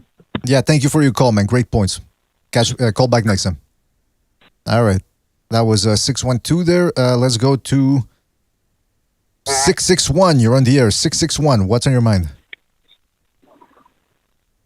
That last caller, I hate to break it to you, boxing expert, but it was 100% fixed. And Gonzalo knows what I'm saying right now is 100% true. The reason they saying save the queen, they're talking about Queen Elizabeth, right? Queen Elizabeth is basically known as, well, we'll say that for later. It has to do with Plan B. And the reason Tyson Fury fought Dillian Whyte is because he was ordered to. He's under contract. He's 33 years old, and he fought Dillian Whyte, who's known as the Body Snatcher. Well, if you guys don't know, Parasite host of Real, like the Eye of Horus. Have you ever seen the Eye of Horus? And that eye with the squiggly line coming out? Yeah. That represents a proboscis. It represents a proboscis that just came out of a real lizard about to body snatch them. And the celebrities with the one eye over their hand and all that quote-unquote Illuminati stuff, it all has to do with real lizards. Even on the pyramid, on the $1 bill, that eye represents droning. And a drone is somebody who's been body snatched by a real lizard. So it was just a ritual. It has to do with Plan B. If you guys don't know what Plan B is, just look on Let's Be Real ENT, the YouTube channel. Come on, you're promoting your channel now, Fighter Spirit. You're promoting. I'm not promoting it. I'm not promoting. That's not even my channel, BDA. It was 100% rigged. It was 100% rigged. It was a ritual. That's why he's 33, and the metaphor is taking out the body snatcher, beating the drones. That has to do with Plan B. All right, Fighter Spirit. I had a hard time. Oh, he hung up. That's what he does. He floods you with all these facts, and then he just leaves and lets you ponder them. Hey, listen, I would do the same thing. Why not? People in the chat are saying, "Put the bong down." All right, let's go to. Don't forget to hit the like, fellas. Hit the like. 917. You're on the air. 917. What's on your mind?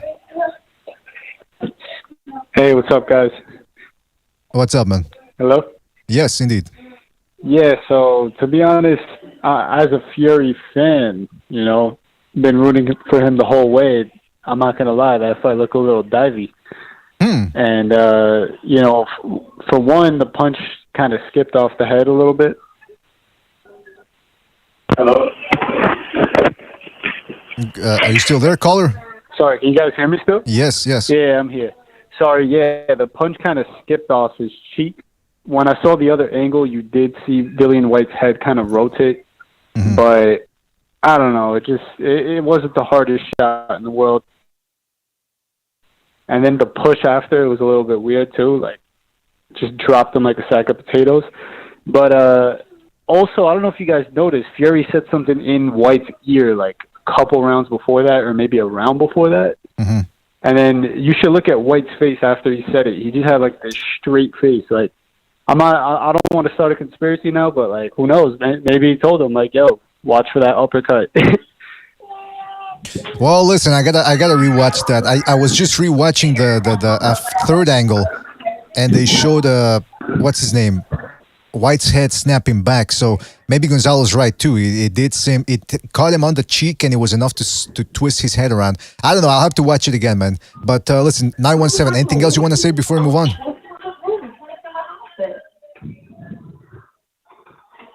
All right. Listen, we gotta move on. All right, he hung up.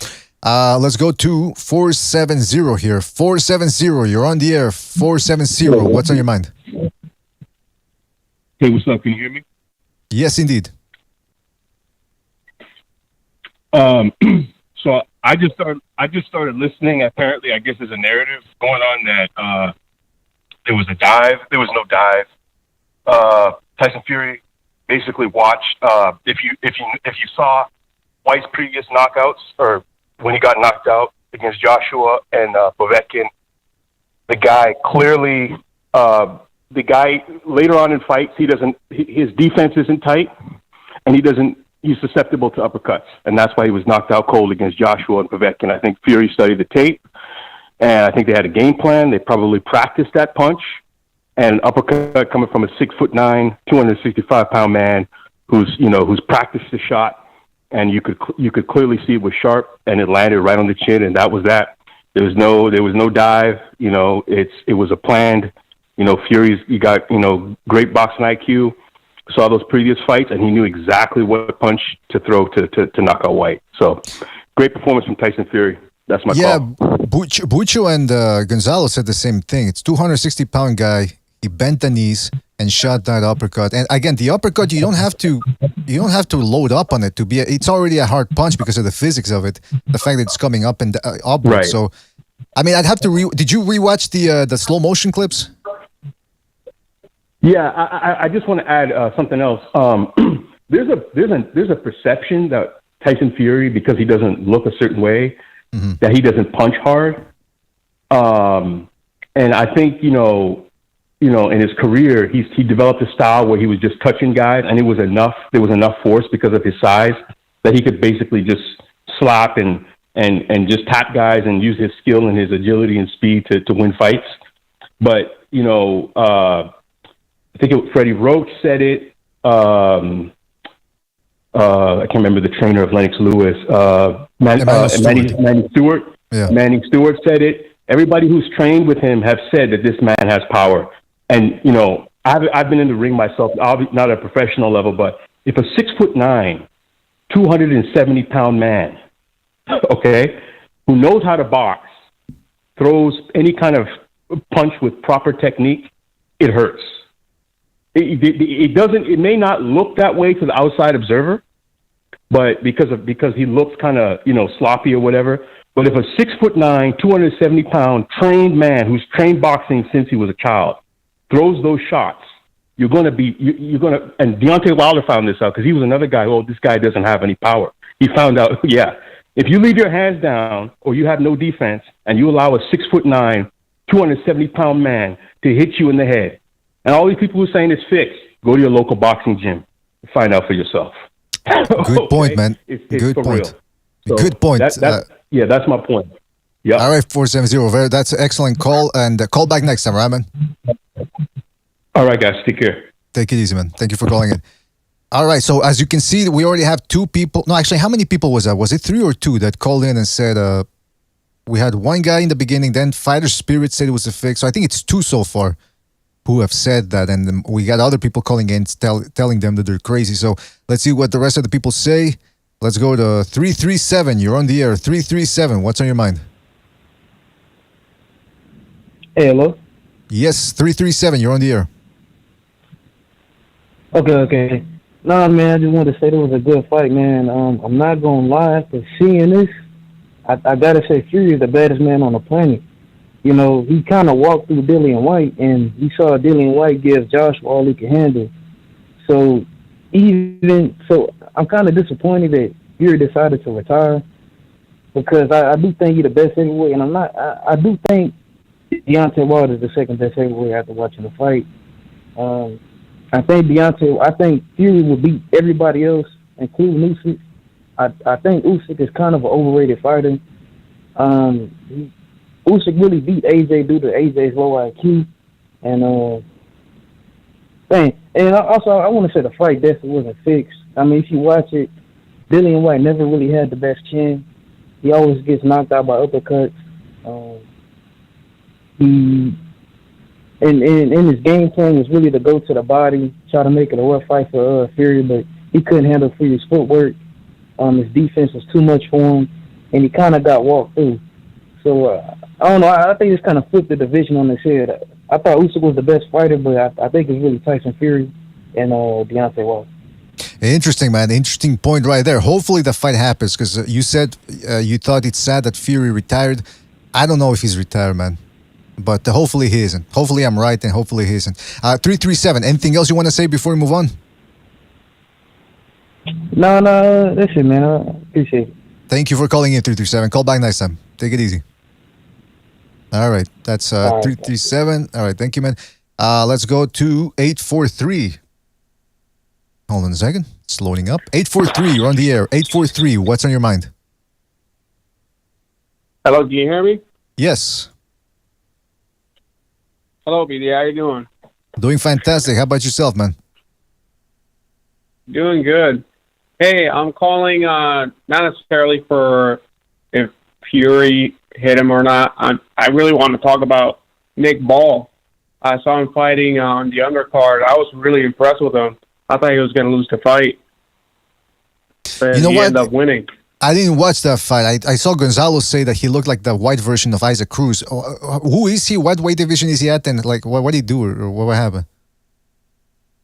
He's featherweight, and at least for me, he resembled a little bit of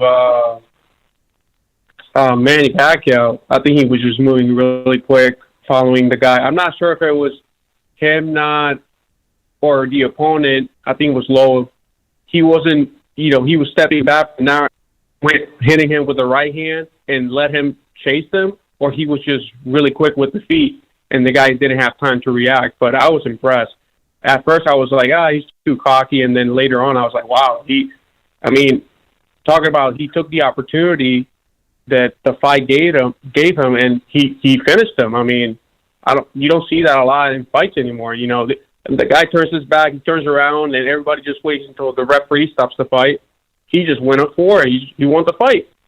Exactly. I was just happy about that. The clinching was out of hand, but the fight was good. There you go, in man. my opinion. There you go. You want it, you gotta go get it. That's a great line there for today's shows. 8:43. Anything else you want to say before we move on? That was it. Yeah, just Nick Ball. I'm excited to watch him again if he stays, active. That's all. Thank you, man. Taking my call. Thank you, man. I'm gonna watch that fight because I didn't catch it. Catch you on the next one, man. All right, let's go to 631. Hold on a second. It's loading up. Hello. 631. Yes, you're on the air. Hello? 631. Oh, hello. I just wanted to address this thing about the taking punches and being in the ring and stuff like that. It's not really the punch itself that causes fights to be fixed or whatever guys take a dive. It's the tactics. So you got these guys who are on the world class level, and they know what punches.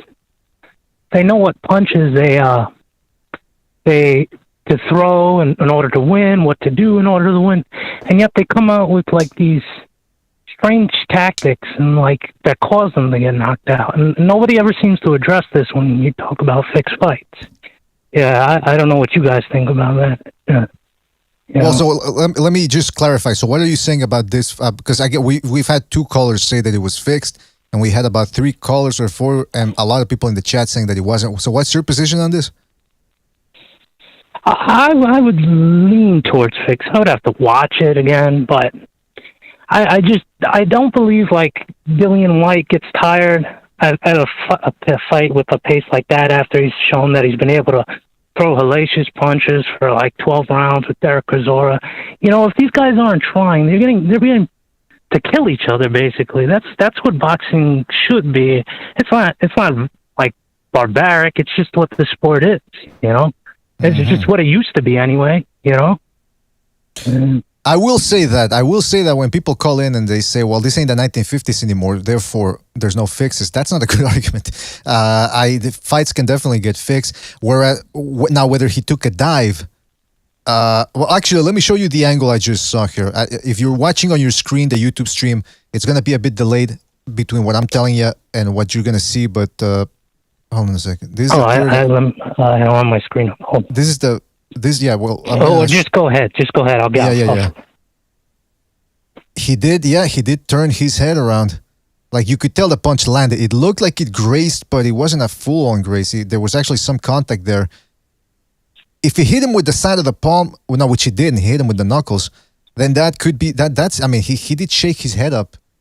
Because some guys can block the shot and you still see sweat flying, but that doesn't mean that the shot was flush.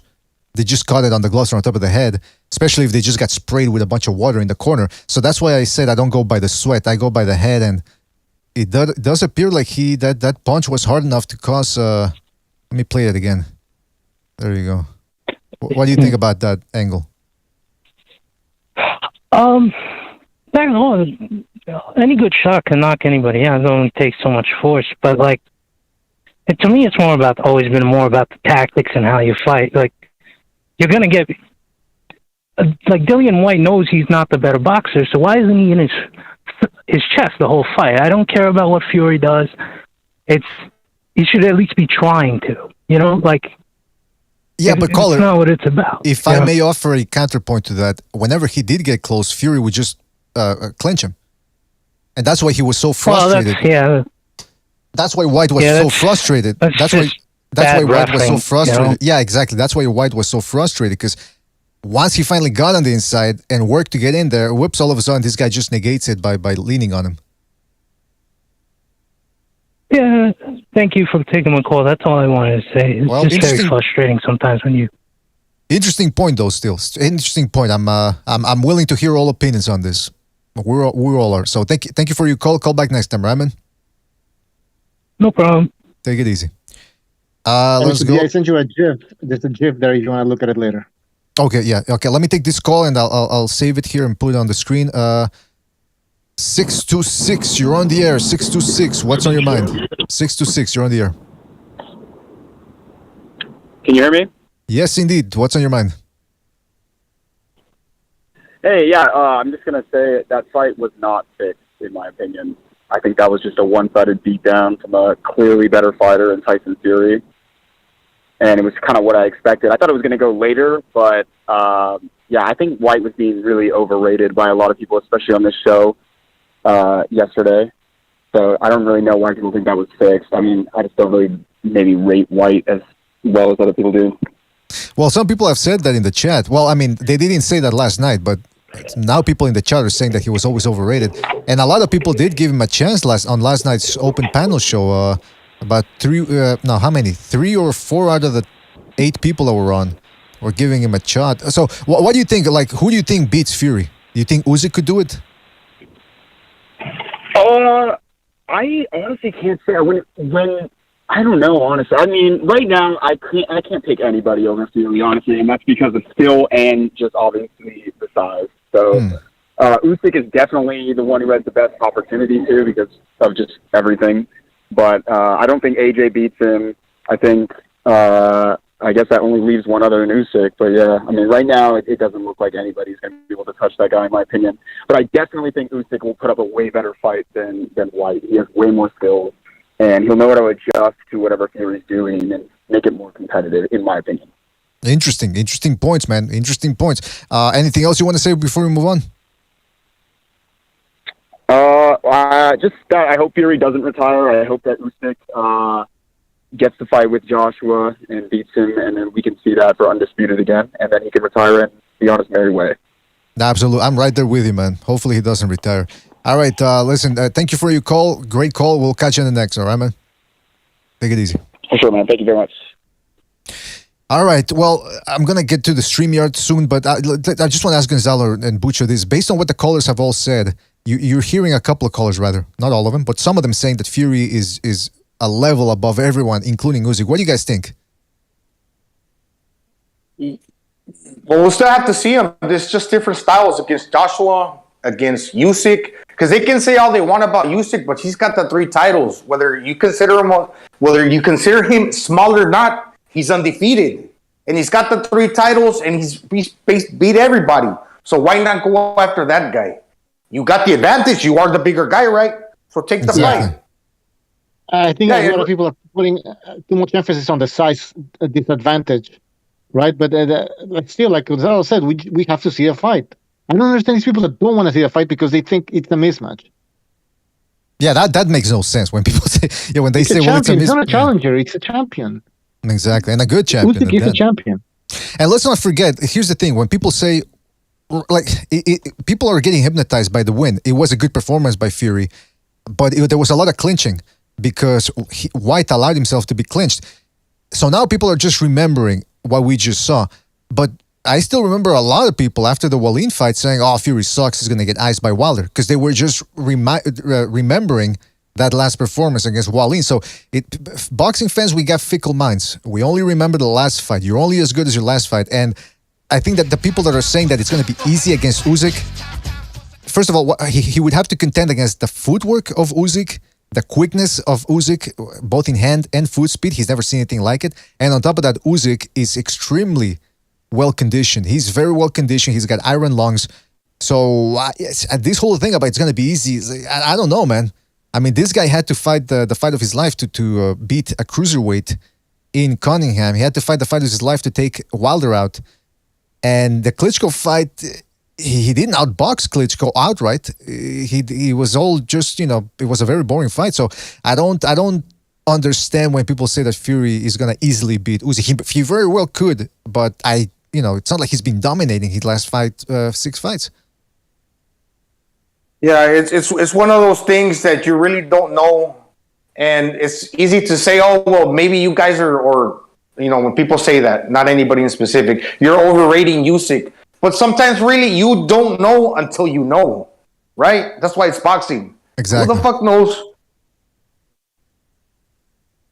Yeah, Gonzalo, you're right. It's and everyone can tell you, no, it's gonna be easy, but based on what? Like, just on the Whyte fight? It's Usyk's a completely different fighter. So I want to see the fight, man, for sure. Let's go to the StreamYard here. We got Gypsy. Hey, Gypsy Boxing Style. It's been a while. Gypsy, you there? Yeah, buddy. You can hear me? Yeah, we can hear you, man. What's up? I was just saying that I had Scully from X-Files with Mulder. They're telling me that it was not a conspiracy. It was a legit fight. They've confirmed it. It's in the X-Files now. Well, what do you think about? Because I know you're a Fury guy, but what do you make of all these people saying that it's too easy against Usyk, that there's nobody that can give him a good fight? Would you agree with that, or just? I don't think it's an easy fight for Fury.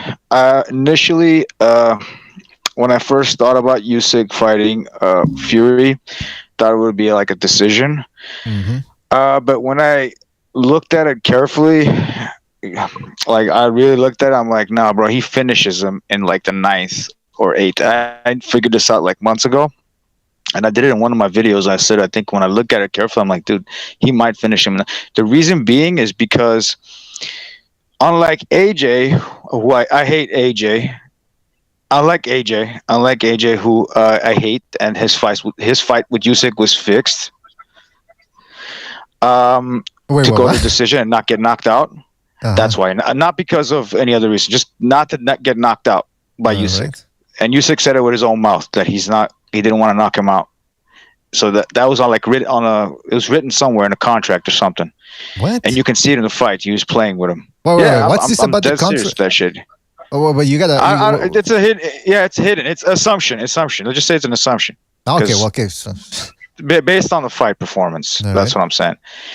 Yeah, and I mean, he toyed. He pretty much toyed with AJ, but the difference is when AJ did connect a little bit, and he let him connect, because Usyk did let him connect to make it a more of a entertaining fight.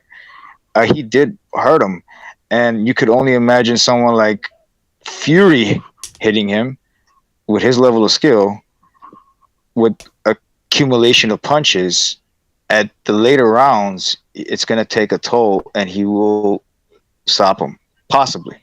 Interesting. I cannot. Nothing's 100% in fights. We all know this. Nothing is 100%. But I will lean. I could even put money on it that he probably does stop him in 9 or 8, somewhere on that area. And this fight, are you gonna say something? Or should I? Sorry, I'm just saying interesting to what you're saying. Yeah. In this fight, he did land that uppercut, and that uppercut was the sweet money pie. I was saying that when I was watching it with my dad. I was like, once he hits him in the uppercut, he's done. He's just waiting for the right opportunity, the right time. And I picked the 6th round. Surprisingly, it was the 6th. I'm usually not exactly on point with rounds. He landed that fucking sweet on the button fucking uppercut, and it slid. The reason why it slid, because it was so powerful, and his chin is on one end. It slid off. The punch like touched his chin, shook his brain, and his glove just went through to the temple side a little bit too. It touched the temple. He was kind of wobbled when he pushed him, and when he fell on his back, he also got wobbled over there too. Because he landed on his back straight up without anything, just slam right on the fucking canvas. He got concussed twice, once off the uppercut and once off the push. Mm-hmm. That's why when he got up, he was like all over the place. Yeah, that's the reason. That's why. right. If he would have stood. Yeah. Hey, actually, hold on, Gonzalo. Before you go, Gypsy, I'm gonna shoot. You wanna go on the Discord? Sure. Yeah. Okay, Send me a link. I forgot how this is done. All right, I'll send you a. Actually, are you still? If you're on the Discord, send me a message because I'd have to find you. It's easier if you just find me. All right, I'll send a message. All right, perfect. All right, catch you on the Discord, man. Yeah, because if he just stays on StreamYard, it's hard for us to communicate. All right, we got somebody named Caleb on the stream. Yo, what's up, Brett? Caleb White Bread. All right, what's up, man? Hey, what's up? What's up? I like the Caleb thing and then the white bread thing. There, go ahead, man. Yeah, it's a little bit of an inside joke, but my friend's allergic to gluten, so I just kind of wear that around whenever I join like chats with them or whatever. So it's just a little bit of a troll. So but what's up, man? Yeah. My question to you guys is, who do you think is a bigger contender for AJ or Usyk? Who's a bigger contender for Fury, AJ or Usyk, guys? It's just different styles, man. You can't really tell. You can't really say, in my opinion. The only thing that you have is evidence that Usyk fought Joshua already. Did you say Joshua? Yeah, he said Joshua Usyk. Oh, yeah. So you already got some history there. But with Usyk, he's kind of unpredictable because the smaller man we see, the greats that move up in weight divisions, they present problems that guys along your same size don't. You know, the mobility, the speed. So that's one thing that they're more nimble. He's a great fighter, Usyk, man. You can't really, you can't really tell. In my opinion, I wouldn't be able to tell you, but I know that he would be a challenge, definitely. Yeah, I think so too, man. And by the way, shout out to Coach Malachi from New Media Today USA Boxing dropping by. He says, Dillian Whyte showed me what he was, B-class fighter. And you know what? There's nothing wrong with being B-class. I mean, to be a B-class fighter, you got to be pretty good. But Tyson Fury just showed you that with his physicality and with his skills, he's going to be a pro for everybody. Caleb, what do you think, man? What do you think Usyk or AJ gives him a tougher fight or actually a better chance of beating him? Yeah, it's tough. My guess would be AJ just because of his size. I think it'd be a tough one because I just don't think that Fury could really wrestle around AJ. And as you guys said, like he was really wrestling with Whyte a lot, like bullying him a lot. And I remember seeing the AJ versus Whyte fight, and you can tell AJ's quite a bit bigger. And if AJ can like somewhat damage Fury and earn his respects, then I think that would be the only that he would be the biggest contender. But like I'm by no means saying that AJ beats Fury. I think Fury probably wins 9 times out of 10. All right. Well, listen, that's an interesting point right there. Caleb, anything else you want to say before we move on? No, have a good one, guys. All right. Thank you for your call, man. Call back next time. Take it easy. Yep, for sure. All right. Butcher, what do you think? I mean, do you think people are underestimating Usyk's skills, gas tank, and footwork, or? Can you hear me? Yeah. I'll be right back, by the way. You guys take over. It doesn't matter what I think. The fight has to happen. This is the thing. It's a unification fight, so it has to take place. I don't understand these people that are not freaking out about Tyson Fury's comments that he's going to retire. I mean, that is unacceptable. Yeah. And you know what? Like going back to what somebody was saying earlier or the last podcast, man, you're only as good as your last performance. Don't forget, guys, that Fury is not exactly he's got the sturdiest chin either.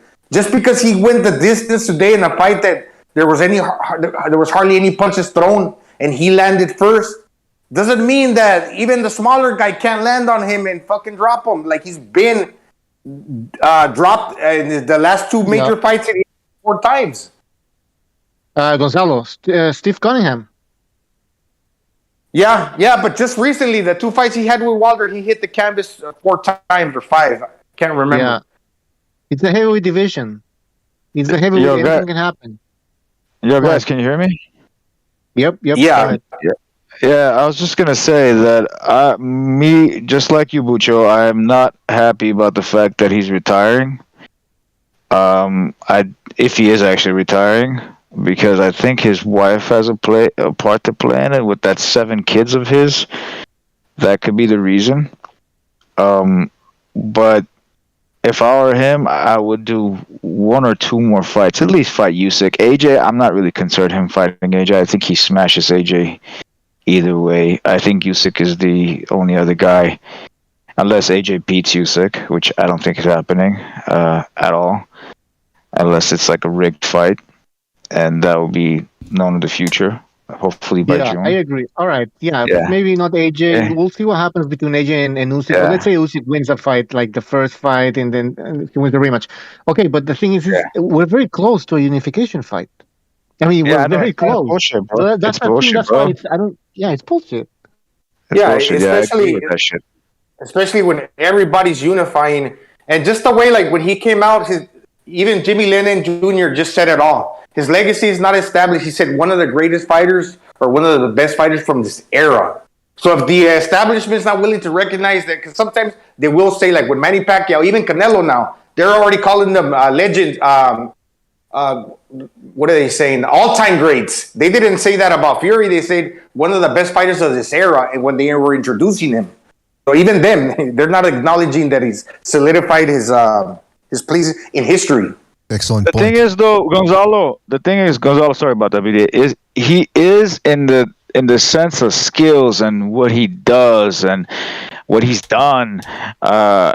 Even if let's say he retires now, and only time will tell. Let's say if when Usyk fights Dillian Whyte, or if let's say Wilder hopefully comes back of retirement, which I don't think he is, and a fight between one of those guys happens, and then we're gonna find out who Fury actually was, the whole picture of it, even though it's like still like a triangle theory, but you'll kind of get the idea, just like how we kind of get the idea of who Wilder is now. When after the 3 fights with Fury, we know that Wilder would have smoked Dillian Whyte, like smoked him. He would have finished him, bro, like maybe in 2-3 rounds. Interesting. Because he just Because the questions that will linger, and I could go like, there's 2 thoughts that come to my mind. Or either he thinks that since Usyk is smaller, he can totally dominate him because they know their abilities, or maybe he thinks in his team, we can't beat this guy because the guy's that talented that we're just not going to take the fight. Because sometimes fighters decide not to take fights, and people never really know. They can only speculate. That's true, man. That's a good point, man. Yeah, Hey, by the I way, agree, Gonzalo. let me just go to another call here. Let's go to the StreamYard here. International call. Bruce Wayne, are you there? Bruce Wayne. Hey, audible? Yeah, you're audible, man. What's up?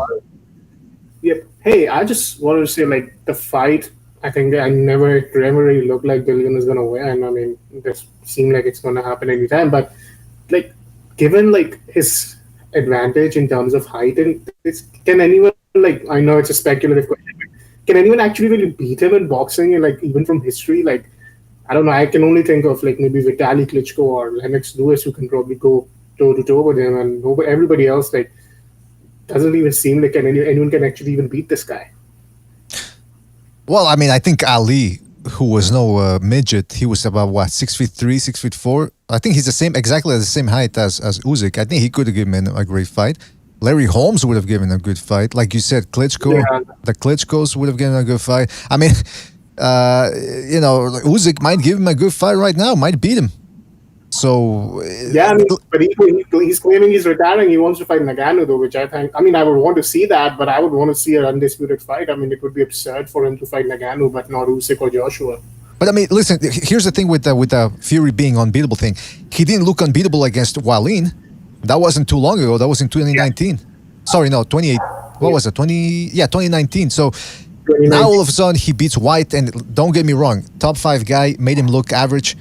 So you got to give Fury credit for that, but styles make fights too, man. And for people to think that Usyk has no shot, I mean, even Joshua, I think he would be within the first 6 rounds before his gas tank runs out. I think he would have a good chance too. Yeah, but do you think his retirement talk is real, or he's just joking around and like or to like make up a storyline. Oh, I'm coming back for the undisputed fight and something later on. I don't know if he's really being serious here. Well, we'll see, man. I mean, hopefully it happens. I'm unconvinced. I'm unconvinced that he's retiring. Anything else you want to say, Bruce Wayne, before we move on? No, that's it. Thank you. Thank you, man. Good call. All right. BDA, before you go to another caller, I gotta say something. Go ahead.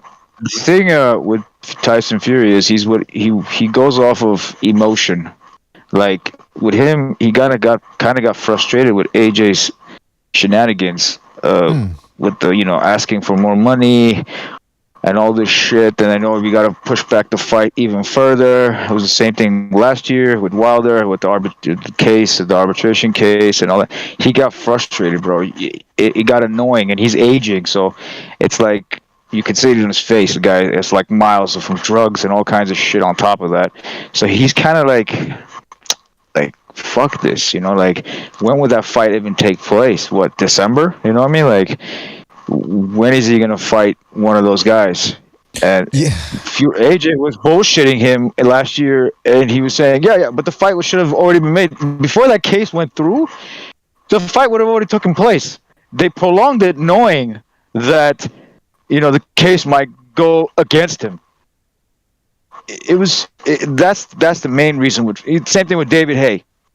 What happened with not same thing, but like different case. Obviously, he ducked him. This is the reasons why he's just kind of like, I think he's with his emotions. Same thing with Wilder, the third fight. He's like, I don't want to fight you the third time, bro. I fucked you up in this. Like, I beat you 2 times, and one was a draw. I don't want the third one. It's like he goes off of emotion. I think that's what this guy's mind is. Like, he's not like he's afraid of Usyk. Based on what I'm saying, like it's still it's really kind of in a way it's a walk in the park in a kind of a way. And I'm not going to say completely because of his reach and his movement. It's a walk in the park in that sense. Yeah, But man, I always thought that for Usyk the most difficult style would be against like a power puncher because he's a smaller guy. Now you pit him against another boxer. Hey man, then the one punch power is not there to knock out the smaller man, so he's got a chance where he's going to be alive. He's not going to necessarily get iced, so he's going to be around there. He's going to be moving, he's going to be punching, and nobody's going to get knocked out like in the first few rounds. So it's going to extend, and once the bigger man starts losing steam, and you can start punching in between his shots, a guy that's more nimble. We saw Manny Pacquiao when he was boxing like a boxer, not necessarily using his power because he was facing welterweights. He was just pushing the giants off their axes where they couldn't really get their feet under him. So it really changes. I always thought that for Usyk, it was the power puncher. Now it's different. You got 2 boxers. Well, that's the thing, though. It is 2 boxers, and that's why it wouldn't be as entertaining, at least on paper, as like Joshua Wilder. That would have been more entertaining. That's the one. That was a dream matchup from a matchmaking standpoint. But Usyk Fury is what we have, and it should happen. But like you guys were saying, Usyk would still have to get past Joshua, and vice versa, in late June. Who knows who? Most people would pick Usyk, but you never know what can happen. It is a heavyweight division. So that fight, like you said, Gypsy was asking, well, when would a fight between the winner of that one and Fury take place? It would probably take place in October, in the fall, essentially, fall or winter, and hopefully it happens. Because everyone now is obsessed with Undisputed. Canelo, Crawford, they did that. Now Charlo and Castaño and Spence and Crawford appear, at least just on the talkative level, appear to be warming up to it just a little bit more than they were a year ago. So I think Fury and Usyk, they have a chance to do that. Fans go crazy now for a fighter having all 4 of those straps, those trinkets, those baubles of men's vanity. And they want to see that one. I don't see why that couldn't happen. It's up to Fury. I don't think he's retired. What do you guys think? Well, yeah, because nowadays fighters aren't fighting as often and they're fighting less. So if you're not going to have like a long career, at least collect all the belts. And then like now when people become undisputed, they relinquish them, they move up. But in heavyweight, you can't really move up anymore, right? So you relinquish the belts and you retire. But at least finish the business on both sides of the street. How they like to say, collect all them belts and fucking navigate into the sunset, man. Exactly. And by the way, shout out to Get These Hands for his contribution with the super chat. He says, Fury must clean up his division. No exceptions, 100%. Yeah, 100% get these hands. Thank you for your contribution. Yeah, if he wants to be considered an all-time great, he has got to do what all-time greats do, and that is beat everybody. You know what needs to happen? Once Usyk beats AJ, or vice versa, whichever, they need to. But I hope it's Usyk because AJ, I don't think he's going to be entertained to fight AJ. But Usyk, yeah, I'm just serious because he got fucking beat up twice. It's the same thing with Dillian Whyte. He was kind of like disinterested, but at the same time, because he talked so much shit, he decided to fight Dillian Whyte. The same thing has to be with Usyk. He has to talk a lot of shit. He's got to motivate his fucking lazy ass to get up there and fight him. Because that's what's got to happen, bro. That's the only way I see this happening. Once he beats AJ, call his ass out. Do some kind of stupid shit to get his attention, and that's when the people are going to motivate him to force it down his throat to fight him, because that's usually, sometimes this works with other fighters. But Fury, I think it will definitely work. Fury is that type of individual. Like, that's what made him, Wilder made him come out of retirement talking all this shit. This is going to be the same thing. I think that's going to motivate him. Yeah. But you know what? Especially like you guys were saying, and we know this, that they're trying to like become undisputed. But even before, like when there was 3 belts, when Mike Tyson, he unified when there was only 3 belts available. Well, this guy's the total opposite of becoming undisputed or even unifying, because he's only got 1 belt. So he's doing the opposite of what everybody else is doing. You're just collecting 1 belt. You're fighting like you're in the 60s, when there was only 1 belt to have. So it's like, do you really consider yourself the best guy, and are you really gonna be considered like in the pantheon of the greats? You know, Jimmy Lennon said it once again when he walked out, the best of this era. You're not doing anything special if you're not fucking beating everybody that's available. Well, that's his problem, because he doesn't give a shit what everybody else thinks. He does. That's what Bucha says. Thinks. Bucha says that. So. Bucha says special on the level to be remembered forever. That's what I mean. Well. Hey, by the way, let me go to a phone call here. Don't forget to hit the like, fellas. Hit the like, and the number's right there in the middle left-hand portion of your screen. You can call in, or you can check us out on Discord. You can call in to Discord outside of North America. All right, let's go to 202. You're on the air. 202. What's on your mind? Hey, BDA, how's it going? Doing fantastic. How about yourself? Not too bad. Didn't get a chance to call since the Spence fight, so I just wanted to call and share my opinion on that. Yeah, I called it like exactly how it was going to go, and I remember I used because Gonzalo gave me shit for saying that. What was it?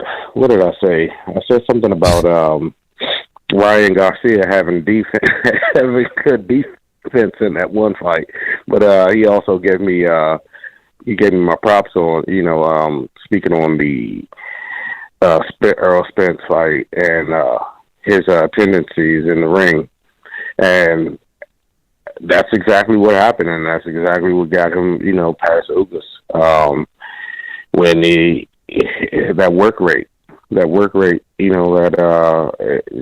just Ugas just being overloaded with punches, and I used that Pacquiao fight as an example, because Pacquiao had sort of the work rate, but he didn't have the size, which Earl had, and I used Ray Robinson, who had the size but didn't have the work rate. They both were southpaws. I remember I made mention of that, and coincidentally, Earl Spence possessed both, so I knew that he was going to give Ugas a problem. Interesting. Well, yeah, interesting. And hopefully, listen, everyone's talking about Fury saying that he wants to retire. He's got unfinished business, man. He needs to fight Usyk, and then he can do whatever he wants. Then he's got our permission to retire. And it's the same thing with Crawford Spence. That fight needs to happen. Who would you pick between Spence and Crawford? Because that's got the YouTube community split. All right, you guys are gonna think I'm crazy for saying this, but I got Spence, and I don't think it's a close fight. I don't think it's as close as people think that it's going to be.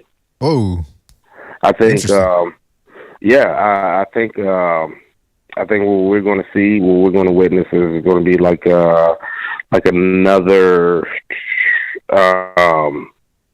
Mayweather Pacquiao fight. Interesting. Well, listen, that is indeed a different take. Hopefully it happens. We're crossing our fingers that we get both of those fights, Fury, Usyk, or at least Fury and the winner of Usyk, Joshua, and Crawford, Spence. Well, listen, thank you for your call, man. Call back next time, right, man? All right. Thanks, guys. Thank you, man. Take it easy. Later, man. Yeah.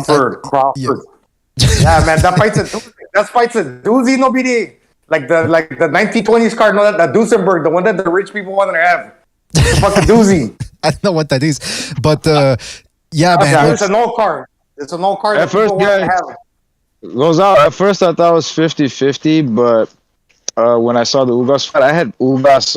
I picked decision and robbery by Spence. Went completely opposite. Decision. I thought Ugas would have probably took like 8 rounds or 7 or something like that, and they wouldn't give it to him. They'd probably give it to, not probably, for sure, they would have given it to Errol Spence, but Errol stopped him. Credit to Errol, and he had the high work rate. I didn't consider that, and Ugas was not a fighter like Jimmy. Last time I heard him say it, and you're a podcast, BDA, he's not a fighter. He got hit in the 3rd round. I saw it, and he didn't throw any more punches after that. He just shelled up. And he hurt him in the 6th. He only won 3 rounds out of that before he got stopped. And I didn't even know about the 3 rounds. Yeah, it was just, he won like the 1st and 2nd in my eyes, and then he won the 6th, and that was it. He didn't win any other round. But the reason why I picked Crawford is because Crawford was toying with Sean Porter, and then when the 10th round came around and they said he's down on the cards, and he turned up the gear, dude, he dropped him. Well, not once, but twice. And it could have even been 3rd time, 4th time if his father didn't stop him. If Sean Porter's father didn't stop that fight. Yeah. So, Kenny Porter is I think there's a gear that we have not seen in Terrence Crawford. I think there is a gear that he doesn't show because it's not necessary. Well, he beat him because Lucas is 47. He's 47. He's a compadre. He's an abuelito. That's what he is. He's a grandfather. Yeah. Hey, coming to find out, yesterday I learned that Lucas beat Crawford in the amateurs. Huh. That's all. Yeah, he did. Yeah, he did. How come they didn't? Did they mention that in the build-up? No, I saw that in one of my many pages that I follow in Spanish. I'm surprised. That's years ago, though. Like, you can't really. No, I know, but usually that's what they use in the pre-fight packages to hype that, to make it the center of something, make something out of nothing. Essentially, they like to do a storyline based on anything. So I'm surprised that they didn't use that one. Hey, by the way, let's go to. Hold on a second. Yeah, we got a phone call here. Let's go to 111, the wild card line. 111, you're on the air. 111, what's on your mind? Yo, what's going on, BJ? Yo, MMA champ, what's up, man? But not much, but Fury was another disgusting performance. Listen, I wasn't impressed by Tyson Fury. It was a dirty fight. It was boring. He had a jab, 1-2. He headbutted. And I'm glad that, Whyte actually had some response to Fury's dirty tactics. Lean on him. I'm glad that he grabbed and punched Fury. He did stuff like that to then, kind of counter that. And to see Fury's team, they're not used to somebody retaliating, to Fury's dirty tactics. She's like, that's why, Fat Boy Shane threw the water. So, they're not used to it, but I think, Dillian, right, I think he ate too much jerk chicken. I think, come on, he fought too tall, I'm not impressed by, Whyte. You know how they say fresh off the boat. I think he needs to go back to the boat. I think it's done for Whyte. Keeps getting KO'd. He doesn't have a chin. He has a glass chin.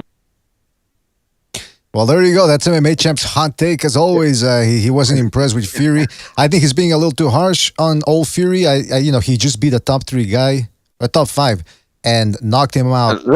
Yeah. Let me say something about Dillian Whyte. People think too highly of this guy.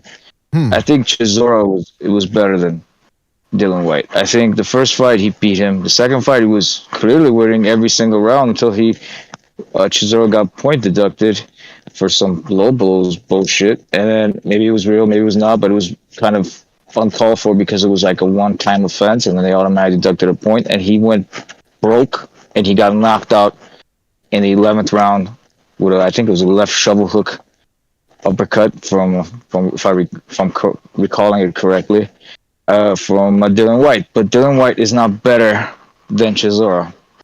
Just because he got defeated by bullshit decisions and bullshit knockout. Let's just say that much because of the risk factor. He took a lot of risk unnecessary in the 11th round.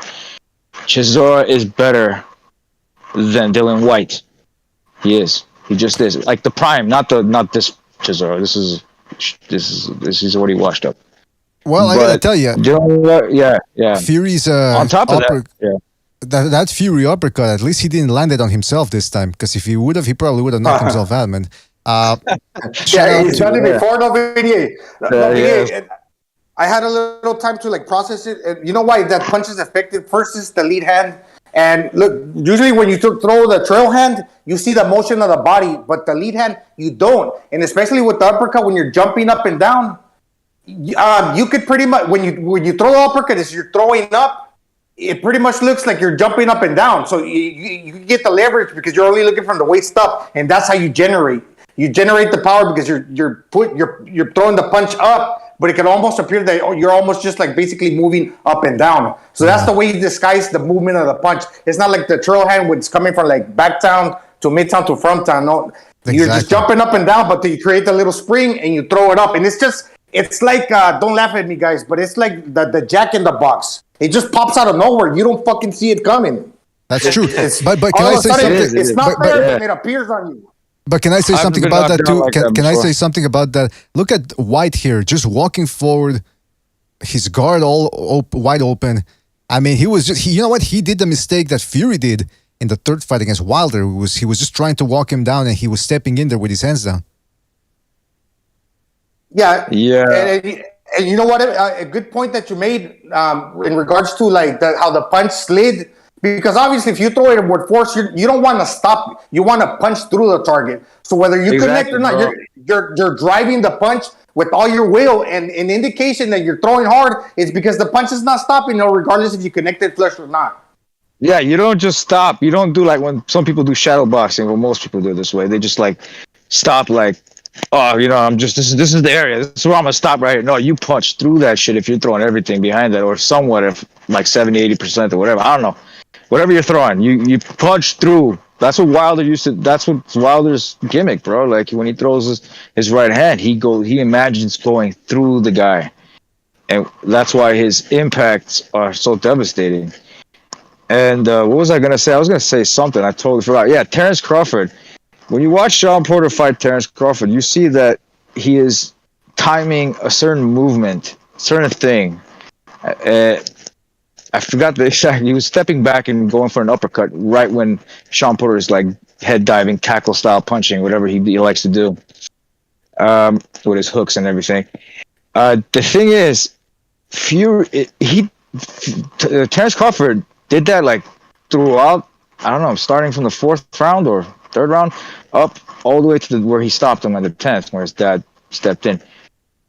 When you talk about IQ level, when you talk about Tyson Fury's IQ level, this guy didn't throw that shot until the 6th round. He could have thrown it in the 3rd. He could have done it in the 4th. He could have done something change it up, He didn't throw it until he got to the 6th. That's the level of intelligence. He he thought that through very well. Like, but I still like pound for pound. I think Terrence Crawford should be number one at or number two, whatever you want to call him. At Well, this there point. you go. Yeah, Well, there you go. yeah. That's And Terrence Crawford, I think, would probably after beating Errol and he will move up and beat Charlo and probably be undisputed in 3-weight divisions, which was going to be crazy. Oh, well, yeah, and I forgot to mention if Terrence Crawford, if Yordenis Ugas beat Terrence Crawford in amateurs, he was 30, then that must have meant that Terrence Crawford was 15. So it was an old man beating a fucking teenager. We're not going to count that. Well, there you go, man. Hey, by the way, Jimmy just dropping by. Jimmy, where were you, man? Sorry, I wasn't at the house, man. I messed me up because I forgot the whole British thing. So you missed the fight? I was gone. I was like, oh shit! So I just shoot home yeah. So I caught it. Oh, you caught the fight. Okay, good. Because listen, just because we only got a couple. I didn't catch it at my house. I ended up stopping at somebody's house to watch it with him. Wait a minute. When you say you stopped at somebody's house, you mean you broke into someone's house and or? No, because I would need their I would need their credit card to order the thing. No, I told my buddy order it for me. Because by the time I got home, I would have missed the motherfucker. So. Because I can imagine Jimmy terrorizing people in their houses, like that guy in Unbreakable. Remember that guy that kidnaps the family, starts spitting beer on the wife in the basement. Anyway, Jimmy, what'd you make of? Because Jimmy, let me just put you up to speed. Our thing was the fight was a little bit boring. But you got to give Fury credit for dominating and reducing a top 5 guy to nothing. And also, just want to tell you, some people were calling in, 2-3 people were called in, saying that they believed the fight that Whyte took a dive because that uppercut was a grazing shot. They said, curious to hear your thoughts on all of that. Well, the grazing shot, a lot of times, if it might look like a grazing shot, it clips off your jaw. See, I didn't get it because the minute the fight was over, I boogied, so I didn't get a chance to really dissect it, but it looked like it clipped him on the jaw. The uppercut, a short uppercut in the inside. So, I mean, if you're not expecting it, it catches you right, you're already sucking air.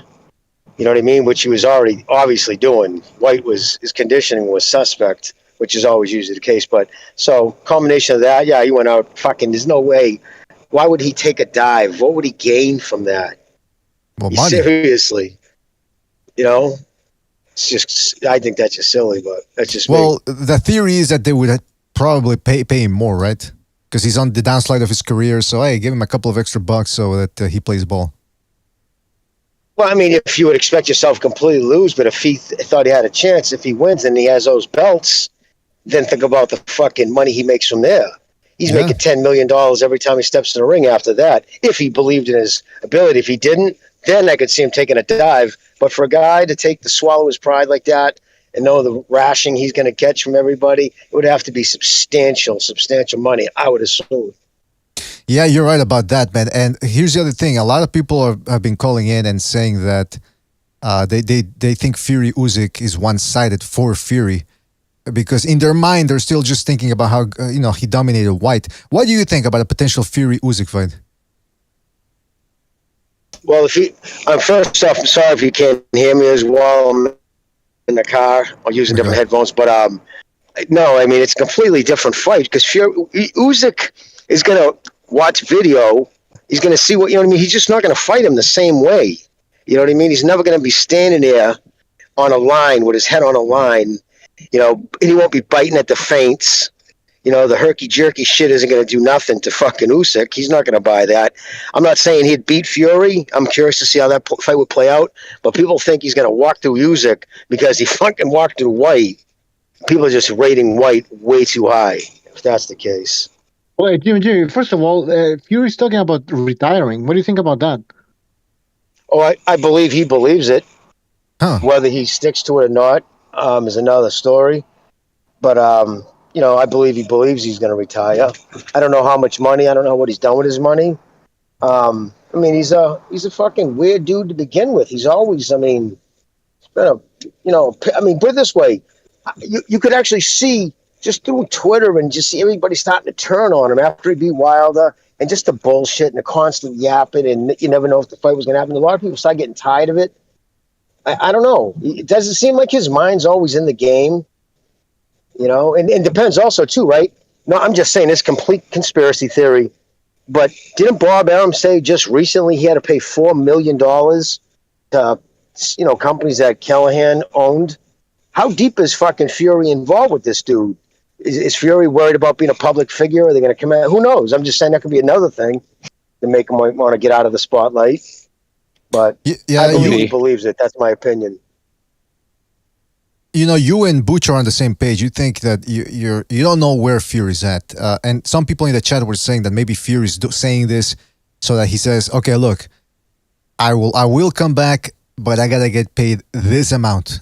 So, in other words, it's a negotiation tactic. That's where I fall in too. I think this is all a ploy because he just looked too good. I mean, he was a boring fight, but in terms of getting the result, he looked good in there for a 260-pound guy. He moves like he's 40, 50 pounds lighter. So.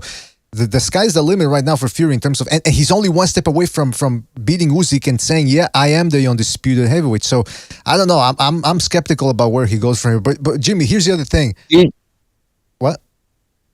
PDA, I was gonna say something. Any kind of sport where it's a one-sided like beatdown, it's usually boring as fuck. Yeah, that's kind true. of sport. Right? It's like if there's no like nothing coming back from the other side. Whether you're watching basketball, soccer, anything, it's not worth. It's really not worth. No matter who the competition is, if they're just demolishing them, it's just that's not worth it. And that's what Fury does with most of his opponents. With Otto Wallin, he got that cut because he was bullshitting, and that's why he got that cut. And then he made it an inside fight, which he won majority of the rounds. He won like 9 out of 3, maybe. 9 out of 12. And he lost maybe 3 or 2. You can say maximum 3. It was a landslide. Hey Jimmy. But yeah. Well, I wanted to ask Jimmy something about the Errol Spence. What's his name? Errol Spence Ugas numbers. Ray Glazer, he's the one that said that the numbers are. I think it was him, right? That said that the numbers were lower than what they're reporting. Oh, yes, Glacier said he's going to hear from his people. I don't know. Did he end up tweeting out what he was? Yeah, the numbers I think he so. Was getting? Well, that's what I wanted to tell you because I saw a tweet. I don't know if it was the one from yesterday or something. I didn't look at the date, but he says that the numbers were so low, lower than people expected, and he's saying that it's not good. Well, it's just weird that they said 240 because his last fight was 250. I don't know. Rick has been on the money. See, the number that Rick came out with when his numbers have come out, it's also matched the numbers like Bob Arum's people said they heard. Because, again, it's not a big industry. It's not hard to find out those numbers, because somebody's paying taxes. You know what I mean? Everybody has the inside sources. Rick says he has a lawyer out of Los Angeles who works in that business in the pay-per-view end and finds them out instantly. And that's when he's the one who reported that Tank did, that measly 40,000 sales. I don't know. I know that, listen, my thing is this. For years, people have been saying this is the way Spence is just building his brand. He's making this fight worth more money, putting it off, and this is the right way to do it. Well, clearly it has been the right way to do it, or his numbers wouldn't be steadily going down pay-per-view after pay-per-view. That's not how it works. You know what I mean? A star, their numbers go up. And, culminating in his biggest fight for 3 belts, and they reported 240. And if they did, inflate it, that's real bad. That means they've completely, stagnation, infrequency of fighting, not fighting the guys people want to see. It affects you. It affects the bottom line. And I think we Jimmy, saw that 10 hours ago on Twitter, Rick Glazer, that is. The real Spence Ugas pay-per-view number is so low, I need to think about releasing it. I'm thick-skinned, but the hate will come flying at me in quantity. I will say it's shockingly low. I couldn't even imagine it could possibly be this low. Not a good futuristic look for pay-per-view. What do you make of that? Because Ugas's name wasn't that big, bro. Of course, yeah. Even Terrence's is not that big. But still, Terrence with Daryl is going to be it's going to be a fireworks, So you need the Mexican advantage. You don't have that Mexican angle. And like you just said, Ugas. Who was Ugas? The last fight he just did with Pacquiao, that was Pacquiao's worst numbers. Ugas just doesn't have a fan base outside of the Cuban world, in Miami area. So, yeah, if there was that pay-per-view was solely on Spence's shoulders, yeah, probably did. Would you be shocked if it did 120, 130? No, Well, yeah, with the better, with the better fans, Yeah. it would do better. But pirating is at an all-time high. With Mexicans, is different because they all congregate. Everybody watches a Canelo fight. But if many people are paying to watch it in one household, man, that means that that's how you get the million pay-per-view because they contribute. They all get together, but a large more number than 1,000 watches. It's just 1,000 households, or a million. I mean, sorry, a million congregate to watch it. So, I mean, not that high, but you guys know what I mean. Yeah, gotcha. I just want to bring this back. I know we're talking about Spence and Lewis, but I just want to bring this back because now we have Stu and Jimmy here. So, it's the thing. I mean, the Mexican. Oh boy! Yeah, I was just going to say. Yeah, I was just going to say. I mean, it's Mexicans. All they got to do is get together for fun, pay $1 each. Well, it's fucking job done. Isn't it? It's about 75, 80 of them in a family, so easy done, isn't it? I mean. It's when you're fucking on your own and you got to pay $100 to watch Errol Spence and stuff. Come on, man! I mean, it's a lot of money in it. Yeah. All right. Let's go back to the Let's go back to the Fury fight. Well, no, just I just want to because we have a poll right now. Is Tyson Fury's legacy set if he retires? And 58% say no. Fury's legacy is incomplete, which I agree. So I want to know what you guys have to say about that, though. I mean, looking at Fury's record, I mean, it's an okay record, but it's nothing. It's not a Hall of Fame record. It's not a historical heavyweight record. But Fury acts like he's done it all, and now he can just retire. To me, he's insane. He's one fight away from undisputed championship level. So why do you think he just taking that fight? We got to get a lot of people on it. We got to get a lot of people.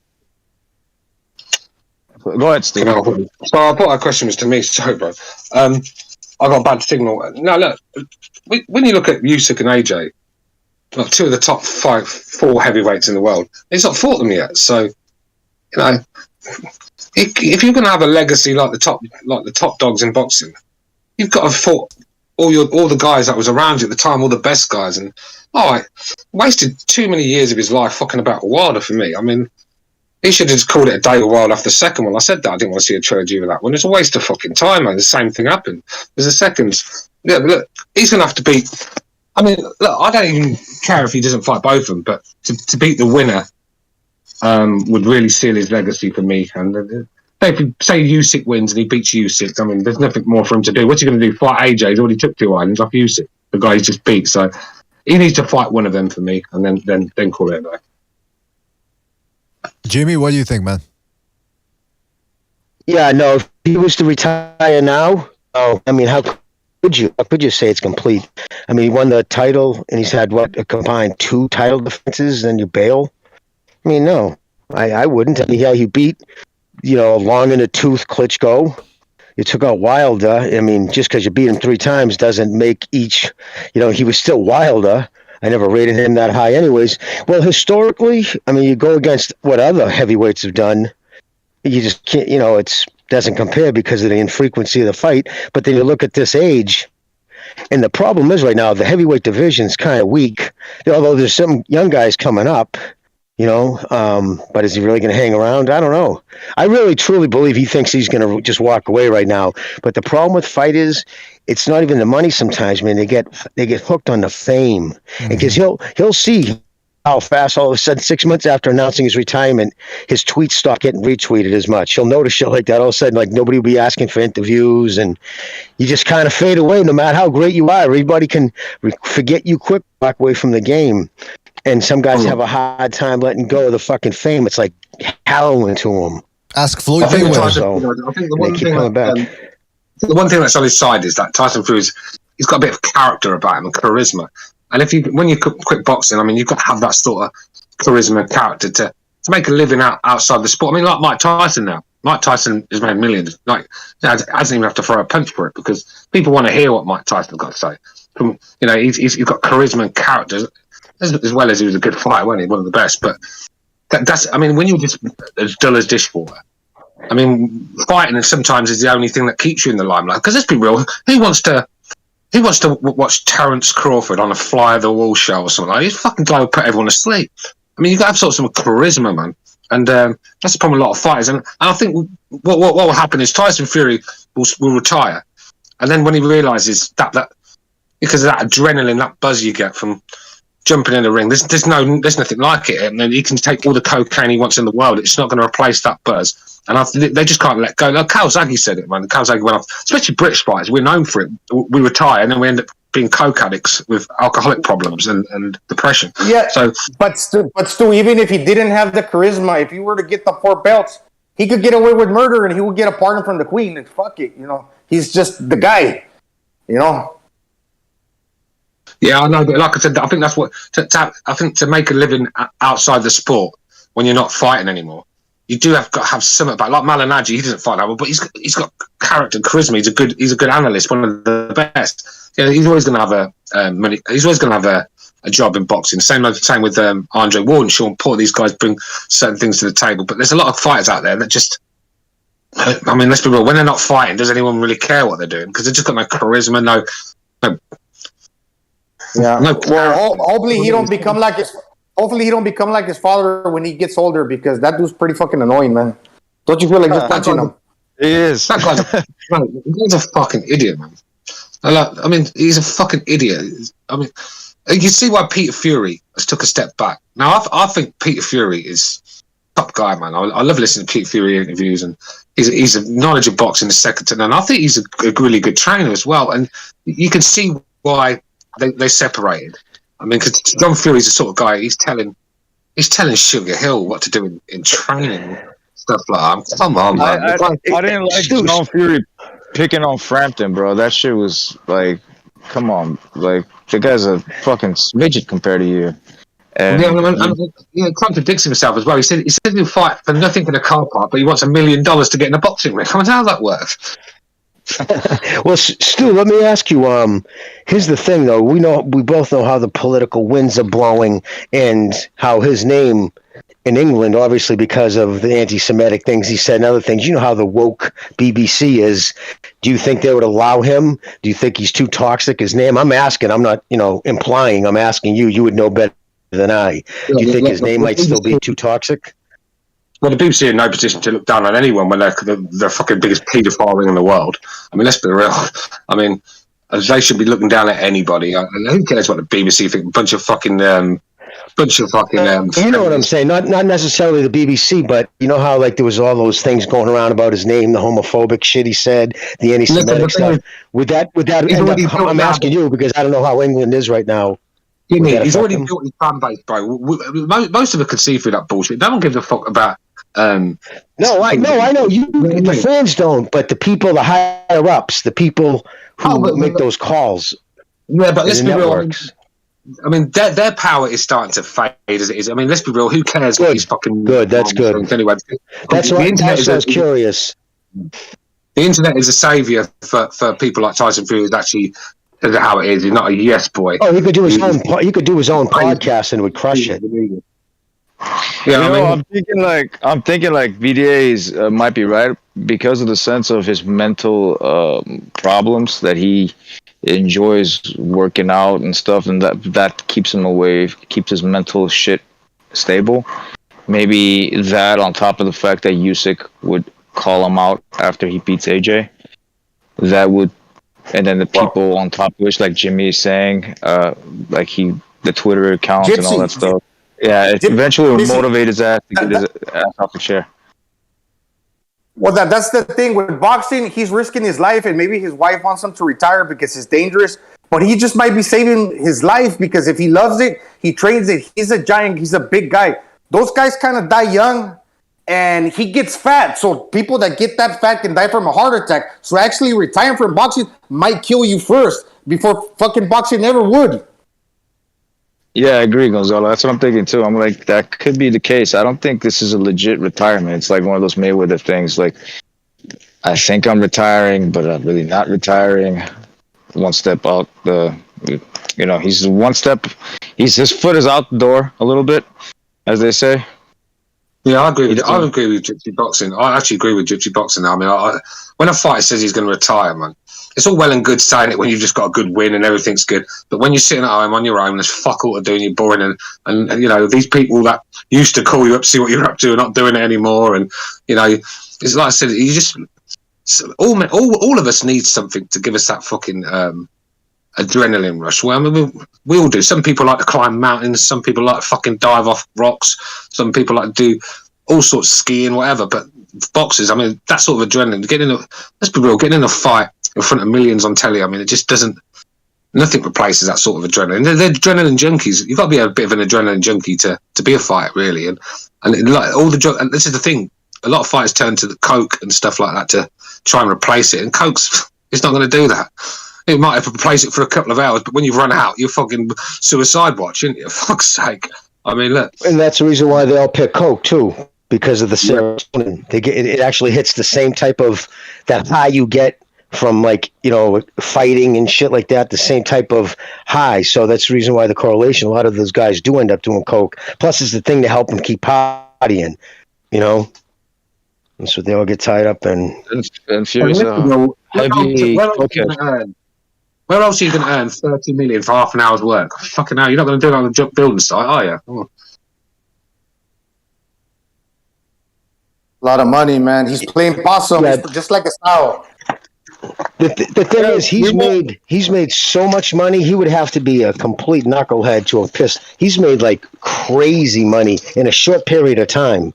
So unless he's, you know, supplying or supporting his entire extended family and they're living lavishly, I can't see how money would be the issue. You know what I mean? I don't think money's the issue. I think he's smart with his money. I think him being a gypsy, he's like kind of stingy with his money, and he probably knows where to spend it and all that stuff. I think it's like the adrenaline, like Stu was saying. I think he's just going to be like bored out of his mind. And and you got me with Tyson Fury.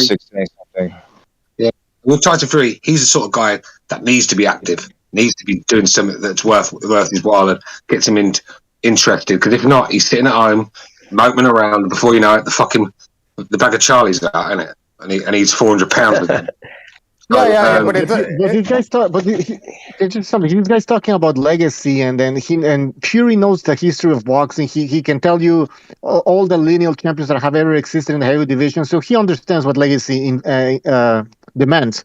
And this guy's saying that he wants to retire and acts like he's a legend in the sport. So he's conning the fans, basically. He thinks we're fucking stupid. That we don't know, evaluate. Yeah, go ahead, Jim. Yeah, but I don't think he takes the people stupid. He's a con artist, that's for sure. But like he said, he claimed that he gave homeless people, I don't know, half of his purse or some shit. I don't know, all of his purse from the Wilder fight. That's bullshit. He never did. But with Usyk, I expect Usyk to knock out AJ. That will stir up some shit, because if he just goes 12 rounds again, that's not going to make it. It's not going to make it gravy for Tyson Fury. I think he needs to stop him, and that's what's going to like get the fire going. You know, fuel to the fire for the fight. Yeah. It doesn't have to be all or nothing. It could be that he wants to make more money, motivated by the fact that he wants to stay in shape. He makes more money than he gets the legacy. Well, legacy probably is second behind the money, but then you stay in shape. So why not, man? Yeah, what annoys me the most is, right, these fucking boxers' wives. They'll say, "Oh, I want him to retire, but they don't mind when they're fucking buying him like $5,000 bags and fucking diamond rings that fighting paid for. You know what I mean? It's this what makes me laugh. I mean, you got these wives. Oh, I don't want him to fight. I'm like, no, because you're multi-millionaires. You've got everything in your wardrobe now. But I bet you, if he was fucking broke still, you'd be saying, you'd be kicking him out there and getting him in the ring. Should be walking him into the ring. 100%. And you never know it. You never know. She could tell him like, hey, one day they're mad and he's bored, and the wife might tell him, well, you're a fat piece of shit, and it might be like Gotti, like when the wife told him stuff, he might get motivated to get in the ring again, you know. Bro, Gonzalez, she might say you're ducking Usyk. You were afraid of Usyk. That's what. If he plans on still wearing $4,000 button-up short-sleeve shirts and $1,200 t-shirts, he might want to consider fighting again. If he still buys everything Versace off the rack the way he does. He spends a lot. I mean, he had one long sleeve shirt. It was like $7,200. Like Canelo, he buys those shirts too. I'm not implying that Paris Fury is a gold digger, by the way. I'm just saying, with his boxer's wife. I mean, Paris Fury wants him to retire, yeah, but like I said, it's all well and good wanting him to retire now. She's you know, he's probably got 100 million in the bank. Yeah, of course she don't mind him retire. Well, my point is, would she urging him to retire if they were still fucking living in a council house and earning 10 grand a fight? No, I mean, this is what I'm saying. I think. You know, she's married. She's really want to be a fighter. That's what fighters do. I mean, this is why I don't like this. These women that they marry fighters and then try to fucking get them out of the game. I mean, just get out of here, man. Go and make him a ham sandwich and keep your fucking mouth shut. That's like the old school ways. Yeah, I think Paris Hilton is a good wife because after finding out that this fool's been with 500 women, that was Hilton. Did I say Paris Hilton? I mean, Paris. What's her name? Paris what? Paris. I just know her as Paris, man. I can tell you just watch her sex tape. That's what she's in your mind. Paris Fury. Anyways, she's 500 women, bro, and she's still sticking with him. I mean, hats off. I mean, he found a good one. He found a very good one. Possibly, man. Possibly. Well, listen, fellas, we've been on for more than 2 hours. I think we're going to wrap it up here. But anything else you guys want to say before we move on? No? Michael Bisping. I'm talking about Whyte quickly. Michael Bisping, I was watching a thing with him, and he was saying that he said he was at a UFC event, right? And this fucking one of his fighters, his wife was there all blinged up. And this guy got knocked the fuck out. I mean, he was out for ages, right? And she's sitting there taking pictures, smiling at everyone while he's fucking sleeping on the canvas. I mean, you got to get the balance right with these women. All right, you don't want the one that's going to stop you from fighting like fucking Adrian from Rocky. You just want to let him just want to let him do anything. Or you got the one that's sending him to his death. You know, you got to get in between. I think Paris is she's a good egg, Paris, I think. Speaking of wives, did you guys know that Dillian Whyte, off topic, you know that Rampage Jackson, you know the guy, right? You guys know him from UFC? Uh-huh. Yeah, he tried to, like, I think it was 2012, he tried to rape him while he was sleeping. Wait, well, what? And what? You guys didn't, you didn't hear that shit? Oh, that's good. That's wait, we didn't hear about it. What, are you making, like, we didn't hear it because you're making it up right now, or? I'm not bullshitting, bro. I mean, there's a tweet of Rampage Jackson, like, this about Dillian Whyte trying to rape him. He tweeted it. If you Google it, you'll find it. If you Google Rampage Jackson Dillian Whyte, you'll probably find it. The YB channel, the guy, that kid that fucking, he tried to rape him I'm not saying he did. He tried to rape him while he was going to sleep. I mean, I don't believe that. I mean, look, my words, bro. No, but Dillian Whyte has a little bed around him. If you're gonna rape a guy, Baby Miller's the last guy you'd be fucking paying £300. I mean, there's another case with Dean Whyte. His name is actually not Dean Whyte. If you guys, they claim that he's claiming that's his brother, right? But it's not really his brother. He's changed his name to Dean Whyte, and the rumor is that these guys they're married. What's up? What is this guy? Dillian Whyte? Is he Liberace or Dillian Whyte's Liberace or something? What the fuck? I can't hear. Who I said Dillian Whyte. What is he, Liberace now? Like he's walking around with a bunch of fucking paid, what do you call him? Boys, slut boys or whatever. I don't know what you call him. Yeah, and if he's stabbing fucking dudes, man, why would he try to rape a dude like Stu said? It would rip his head off. You know what I mean? Like a big dude, like why would he? I mean, if he's gonna take that ass, I mean, you would think he just, there's guys out there who would do that shit. Never mind, I'm taking from Rampage Jackson. Bro, he likes them big, bro. Who knows? He probably likes them big and thick. Who knows? Was he in prison? Is he one of those dudes in prison? I can't get off unless you fight. Yeah, probably. Who knows, bro? Because Dean Whyte's another one. There's rumors. This guy, his channel, he's fairly new. It's called Based Boxing, something. I forgot the exact fucking channel's name. I have it subscribed. I forgot. Anyways, when I look it up, I'll let you guys know. He says that Dean Whyte, the guy that claims to be his brother, he knew a bouncer that worked at a club, and it was a fanny loving cub, if you know what I mean. Yeah, and the guy saw Dean Whyte dressed up like a chick And Okay, you know, okay, why not? Like you just you're just taking Dean White, not Dylan White. Yeah, but Dean White, not Dylan. And Right. at another time you see him. At another time, he's normal, like you normally see him on TV, but like during that time, he's like a cross-dresser, pretty much. All right, well, goodness. Now we're delving pretty into. much. Are you trying to say Dean White is the black Kelly Maloney or something? What the fuck's going on here, man? I mean, Pretty much. That's what I'm saying. Oh man, there's some crazy shit out Guy there. Bro. loses Like, a fight, now he's a transvestite. This is great. I knew this way before the fight, bro. Like, if you watch this, I knew this way before the fight. Before the fight took place, I think this was probably like great opportunity. I didn't even say it in my channel, but I should have. It's a good opportunity to probably put it out there because Dean White is not his brother, bro, but he's taking his last name. He's taking his last name. He's like, they're married, bro. They're fucking married on the side. They're not brothers. That's a big accusation right there, man. That's a big accusation. I don't know where you're getting this from. I mean, Twitter of all places. My goodness gracious. And the thing is, though, I think Tyson Fury could have exposed that shit, and that was the major reasons why. One of the biggest reasons why Dillian Whyte didn't want to come out of his closet. I'll just say that much. All right. He didn't want to come out of his closet. Yeah, I'm dead serious. Let me just say this. I'm done. Yeah. And that's why. And then they probably made him sign a contract and all that shit to not say those type of things. You notice how kind and nice they were together in the last press conference they had before the fight. Yeah. It's because I think what's something was fucking doing. Yeah, because he would have fucking destroyed it, bro.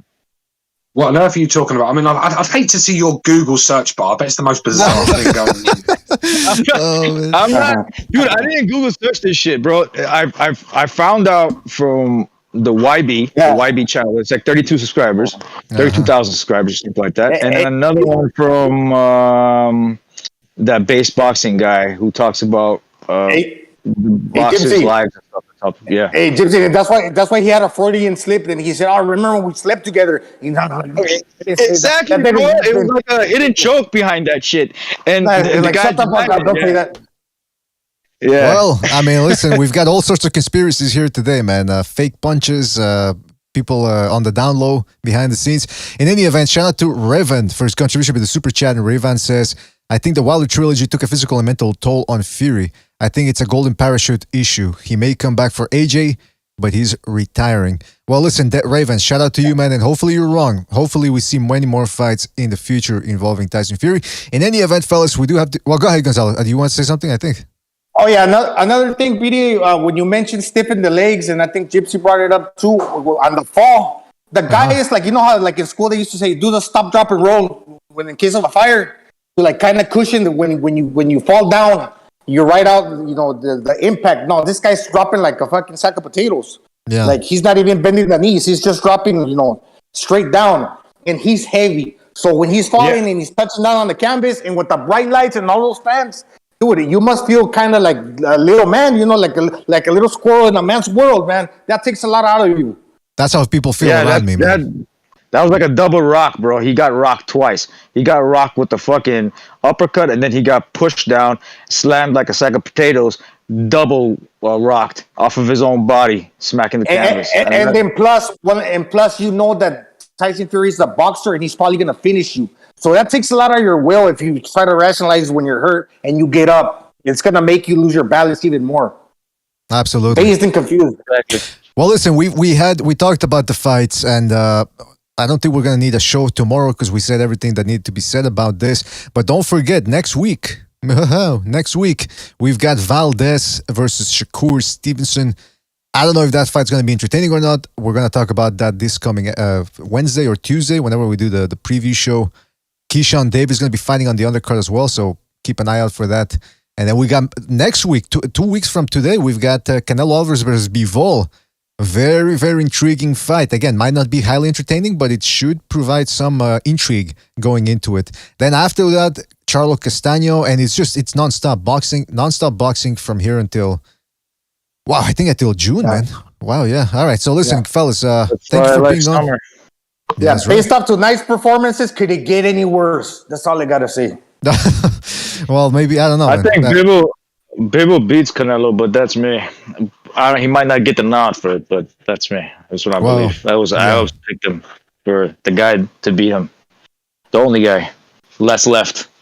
We will see. Gypsy, you'd pick Rick Moranis to beat fucking Oh, Tyson. come on. To beat Canelo. You just hate Canelo that much. You pick Rick Moranis. No, I don't hate Canelo, bro. I don't hate Canelo. I want him. I want him to have a serious challenge. I actually like Canelo. I picked him to beat Caleb Plant. I picked him to beat Caleb Smith. Who else did he fight that was worthy? Besides Triple G, I picked Triple G to beat him.